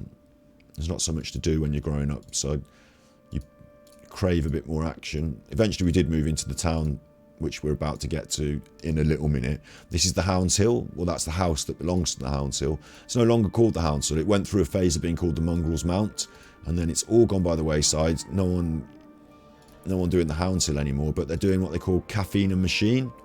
So this used to be a big pub with a bit of a hotel attached, and now it's called Caffeine and Machine, and it's like for bikers and people who like cars. So instead of being a bar where you sell alcohol, it's a coffee thing, isn't it? Coffee and biking, and they put like motorsporting event things on there. Quite a clever idea, because the building itself is a wonderful building, you know, bar and restaurant space, all of that, but out in the middle of nowhere like that, people have to drive to get there, and who wants to drive, have a drink, and then not be able to drive home? So creating a more daytimey coffee shop sort of vibe with the bikers, because the bikers like riding their bikes. You know, they can ride down this road, park up their bikes, have a coffee, can't they? It's quite a clever idea. Caffeine and Machine. This road goes on. You can go to Atherstone down there if you want, but we don't want to. We're all the way to Stratford. We're on the way now. We're on the way, on the way, on the way, on the way, on the way. How we get there, I don't know. How we get there, I don't care. All I know is that Blues are on their way. I don't know if you noticed, we just passed a road sign to Loxley. Loxley's over there, and that's where Robin Hood was born. Robin of Loxley. And he's buried there as well. There's actually a gravestone in Loxley for Robin Hood. Bit of local folklore. Robin Hood is from round my way. He went off to Nottingham to fight the evil sheriff of Nottingham, rob from the rich and give to the poor, didn't he? But Robin of Loxley is Robin Hood, yeah. Still going, isn't it, this road? It's still going, but we're approaching Stratford-upon-Avon now. It's interesting to see. This was our journey in the mornings. You get up in the morning and Mum would be yelling out, you get out of bed because fucking, you know, time to get to school. I'd have to eat my toast and just brush my teeth and get my bag, and then right, we've got to drive like a bat out of hell now. We're not going to get there now. We're going to have to drive like a bat out of hell to get there. And we'd have to drive up this road, and the traffic would start about here. And you think, oh no, the later you are, the more traffic there is. Are we going to get to school on time? The Banbury Road. And also, as a young chap, as a young chuffer, I will confess, I've driven down this road at some speed. I wouldn't advise driving really fast. It's not a good idea. It's dangerous. But as a young chuffer, when you're a bit naive and, you know, whatever, I've come down here at some speed before, knowing the road well and knowing this is a big, long, straight bit, you know, quite naively pick up some speed. Wouldn't do that now. Big, long bit of road here. And then we start to approach the town. And this first bit here, this is out of town, but it's an industrial estate thing, yeah? And this is where we had our local radio station and the music studio that I did my work experience in, at the music studio. It was all there, and they knocked it all down. Built this thing anyway. Little industrial park thing. Am I going the wrong way now? No. Yeah, I'm going the right way. And as you approach the town, this always makes me laugh. There was a big kerfuffle. They put in this new island, and they put this big chuffing thing on it. This sculpture. They don't like it, some of the people. Like, oh, it's rotting iron, rusting iron. What's that? But they put it there. It's a sculpture. You know, I'm appreciative of art of any sort. So, but it says nothing about the town or anything about Shakespeare or. You know, it's just strange to have that there. Anyway, that's the bypass down there that actually does take you off towards where I live, but let's go straight into the town as we would have used to. This is still the Banbury Road, and now we're getting into Stratford-upon-Avon itself. So these houses around here go for quite a pretty penny, I will tell you. They're not bad. This is not Millionaire's Row, which is up the road, but there is a house, there's a street we call Millionaire's Row because all the houses are so expensive, but this is the Banbury Road into Stratford, and you know, these will be a pretty penny, these houses, big family houses and estates going, you know, you go up into there and you've got houses and houses, lots of houses around this way. And a load of my friends used to live around here when I was young. That house there, the house of a friend of mine, we used to spend quite a few evenings in his attic smoking. And then you go up this road around a corner and you're in my other mate's garage where we used to sit and play GoldenEye and Tony Hawk's, stuff like that. Around this way, another mate used to DJ, probably still does, skateboard. Up one of these roads is the road where my friend lifted the lamppost out of the ground with his car and smashed it into somebody else's car. That was really funny. Oh, the times we've had. Oh, the times up the Banbury Road. This building is now Tesco Express, but it used to be a little video shop. And that's where I had my first exposure to horror movies. It's now Tesco Express. Used to be a video VHS stock. This will be funny for you. You'll like this. This is the playing field for my school. There'll be a place for us. Yeah, the statue. I want my statue. Yes. This is the playing fields for my school. Right, but my school's nowhere fucking near here. So if you wanted to get to the playing fields, which you had to do once a week for games, you know, games day for rugby, in the bad weather, whatever, you'd have to walk all the way from school down to there, and it'd take all lunchtime, so you wouldn't really get a lunchtime. It used to do my fucking head in, and I had to carry all my bags. Other people didn't have to carry so much stuff, but because my parents were divorced, at the end of school, I'd go to my dad's house and then to my mum's house. Like, you know, having the right books for the right homework and everything meant I just had to carry everything around all the time. So it killed me walking all this way to the games field. And there was a little shortcut. We're entering Stratford itself here. This is the famous Shell Garage. Spent a few times hanging out here waiting for people. This is a nice big hotel. And there's a little shortcut through these houses down an alleyway there. And we used to go through the little shortcut and get told off. And the teachers used to stand at the end of the shortcut. The fuckers. They used to stand at this end, and if you'd walked all the way through the shortcut, they'd be at this end. Oh, you shouldn't have come through here, naughty, go round. And you'd have to walk all the way back and round. I'd be like, why are you doing that, you fuckers? Just let me get there easier. It's only a shortcut through someone's alleyway, and like the people that have the houses don't want all the schoolboys walking past. Right, well then don't fucking live next to the shortcut. This is Stratford upon Avon itself. We're coming now towards the river. The Swan's Nest Hotel and the river here. If I just go up this way, this is the recreation ground, the sports club up here where I used to spend a lot of time as a little kid. My dad used to play squash at the sports club. It's all going on at this end, but we'll go back towards the road we were on, the Banbury Road, and we go over the bridge. That's the famous River Avon. Avon means river in Anglo-Saxon, so it's the river. Many names around the world, many rivers are called river, but there's another one. And just over there you can see the theatre in the distance there. That's the boathouse. That's that hotel we just went past. This bridge. And there's a little, you see these people walking on this little footpath bit. There's a little footpath bit on the little bridge. And then into the town, hooray! There's more Cox's Yard, hotels, a little marina to the town itself. Waterside, and staying on this, you know, central main road. That's all been not pedestrianised, but all been made, you know, cleaner and neater over the years. This was a bit more scruffy when I was growing up, but goes towards the theatre up there, so it's like the theatre area, and it's all lovely. And over there, there's some shops and stuff. This is the main street, so you're going to see Greggs, McDonald's, you know, all the usual shit.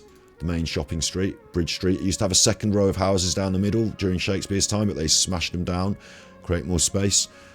I used to work in a hairdresser's there at the Red Line Court. This is the main town, the main bit of town.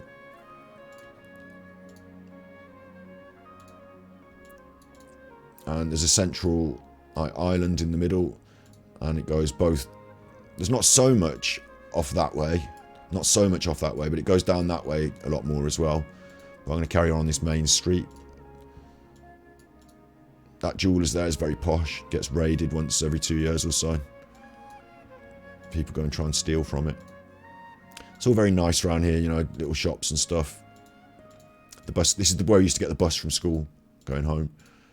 And up here, that's where my little hairdressers was there. That was my salon over there. The hair room it's called now, look, but that used to be called Scott Jessup Hair. I'll have you know. And this is the American fountain that was gifted to us from America. This is the other end of town now. We're sort of coming out of town. So it's only a little town, look. It goes off in the other directions as well. But up there, I actually live up there these days. A little bit further up there. But one more street and you're out of town. I just want to go back and show you Shakespeare's birthplace for context. So, if we go back to the centre of town that we were in. Or we don't have to, we can go around this way actually. But it's all very close, look. You go through here, up here. Which they probably couldn't because it's no traffic, isn't it? So,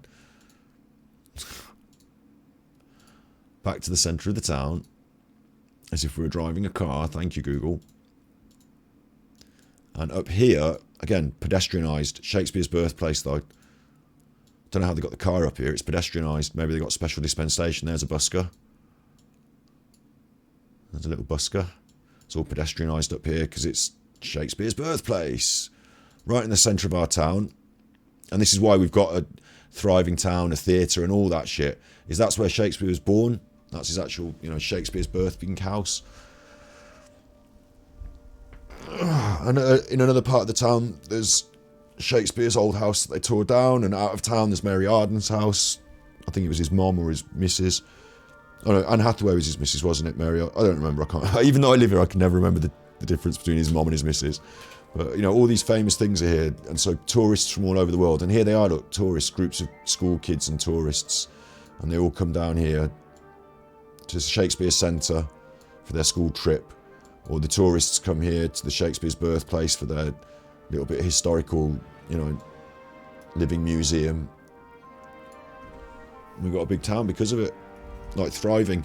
And what I've been very grateful and lucky, I'm not that interested in going to the Shakespeare's birthplace, but what I've been very grateful for and lucky for is, like, you see all these different people here, yeah? Like, you'll see Chinese people, you'll see American people, like, name it.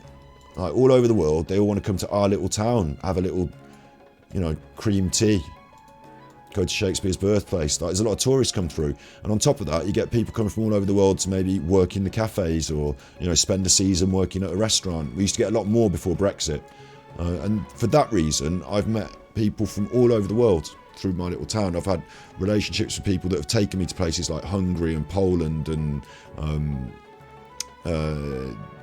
Italy. Like, actually, meeting somebody from Italy wasn't through Stratford, but, like, it gave me this cosmopolitan worldview, I think, in a little bit like living in a place like London or somewhere else like that might do, where you don't usually get that in a small town in the middle of England. You know, a cosmopolitan worldview, meeting people from all over the world and socialising with them on a reasonably irregular basis.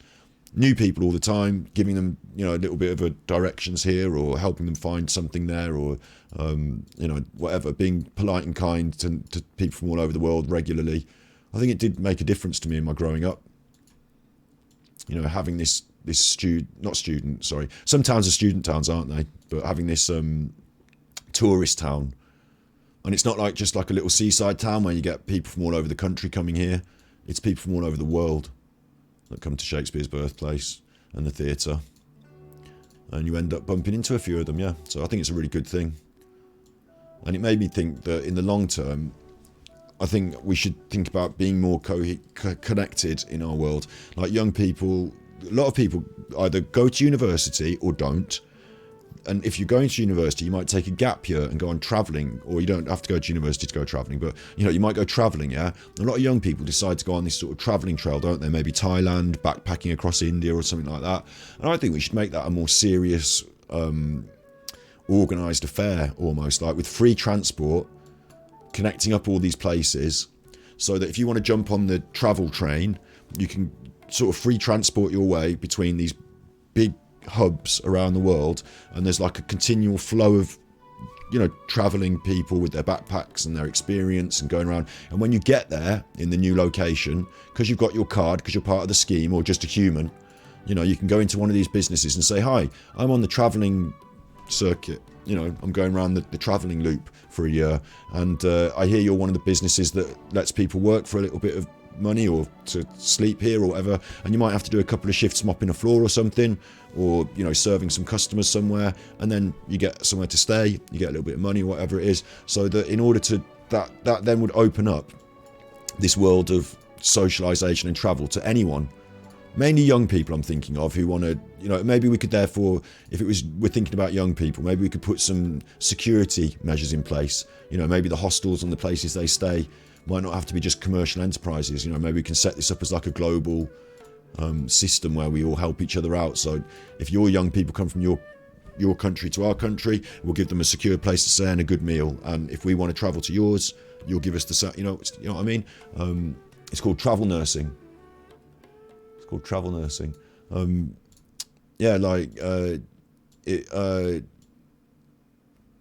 think it'd be a cool idea, wouldn't it? Just to have some sort of facility like that. So I know that I'm reasonably safe. It's not like I'm just randomly wandering around the earth on my own. I'm in the crew. I'm going on the travel system to the the travel place, and that you could go around. Stop. And when you get there, there's probably somewhere for you to work. Something I've said it, haven't I? I've said it. It's a good idea, I think. A little scheme, and it would encourage giving people that worldview. And what it does as well is it makes you feel not reliant on people, but grateful to the things that you get, doesn't it? It makes you feel that sense of interconnectedness, and then you take that with you through the rest of your life a bit, don't you? So I think it'd be good. This idea that help people out. You're helping each other out. You're all on the road together. You're helping each other out, and then it would, because of the mix, because it would be like let me get a map of the world. Can I look at the map? Why can't I look at the map? There you go. So, starting in England, because I am in England, you could have a route across Europe, couldn't you? We'd want to include Africa, so you'd have to have different routes, wouldn't you? You'd have to have a southerly route that comes down through Africa here, a route across Europe, through Russia, maybe not at the moment. The traditional travel route is from Europe here through these places here to sort of China, like the Silk Road, and then from there south to Myanmar, Burma, Thailand. Like a lot of people come through Romania, maybe Ukraine, across Turkmenistan, Kazakhstan, this area, or maybe bypassing it, or Turkey, Iran, Pakistan, India, Burma, Thailand, Vietnam. They do this sort of travel, end up maybe in Australia, and then you'd want to link across here, wouldn't you, to the Americas, maybe across here to the Americas. But you could imagine, couldn't you, like a travel line, like a flow line. And you could always you could always say, it doesn't matter where I am in the world, as long as I can get to one of these hubs, I can get on that flow line and go with the flow, and there'll be a place for me to stay, and there'll be a meal for me to eat, and a little task for me to complete, a little job for me to do, to pay my way, to help out, and we'll all be in it together. I think that would be a really good thing, wouldn't it? And all you need really is a little bit less aggression from some of these states, a little bit more security in some of them. You maybe don't go to the most dangerous places in the world on this route, but a little bit of, like an exchange student thing. But you get foreign exchange programs, a bit like that, but a constant flow instead, so that when you're ready to rejoin the stream, the trains are going, you jump on the stream. If you want to stay in France for 6 weeks, stay for 6 weeks, 8 weeks, 10 weeks. But when you're ready, you get on that train and it takes you on to the next place. Like, it's always moving. Rather than just like a exchange and you're back. Like, anyone can join this flow. And that's what I'd like to feel that it was. Not everyone would want to do it all the time, would they? But everyone could join that flow, and you would see it if you were in these places. Then, like Stratford does see this ever changing human traffic. More places in the world would start to see that, wouldn't they? Maybe more cultures in the world will be able to open their doors, not just because they've got Shakespeare's birthplace, but because they're a hub spot, a station on the world rail. Do you know what I'm saying? Like, other places say, "Oh, we'd like to get involved in that. We'll set up a stop right here if you want to come," and people will. You build it and they will come. Go and see the world, and for it to be paid for maybe by taxes on like a global ideal, whatever, you know, but also by a little bit of work from the people within the system, a bit of a collective, a bit of a, what did they used to do? The Jewish people used to have kibbutz, didn't they, where they all go on a holiday and they all, not on holiday, but students used to go to the kibbutz and live there for a bit, and you do a bit of work, you know, whether it's milking the cow or whatever it is, you know, and you sort of pay your way while you're there. Collective, a bit of a mobile collective, not in like hippie terms either, like maybe with an app, you know, quite modern. Could be good, couldn't it? And each hub would have to provide certain things like internet access, obviously bed and board. You'd want the local businesses to be involved, because they get people coming around that, you know, have worked in other businesses along the way. We're not talking about idiots now. It's not like I've turned up, I get another fucking bunch of these travellers and none of them how to make a coffee. No, like along the way you're picking up life skills, aren't you? You're working in different establishments. You're doing some work in a restaurant, in a cafe. You're learning life skills. So it's actually good for you and the people who are having you come and work in their shops. Like, they don't have to pay you so much, maybe, because you're getting the benefit of going on this whole system that you're enjoying. The travel is part of your reward, isn't it? So, like, you know, through their taxes, you're getting to. It's just an idea. I don't know. You've got to run. I've got to run. Dog walkies. Kilobytes have gone down the pan for some reason. Kilobytes just took a dip. All signs point towards I should shut the fuck up and get on with it. So I will shut the fuck up and get on with it. You be good, my little puckos. If you can't be good, you're naughty.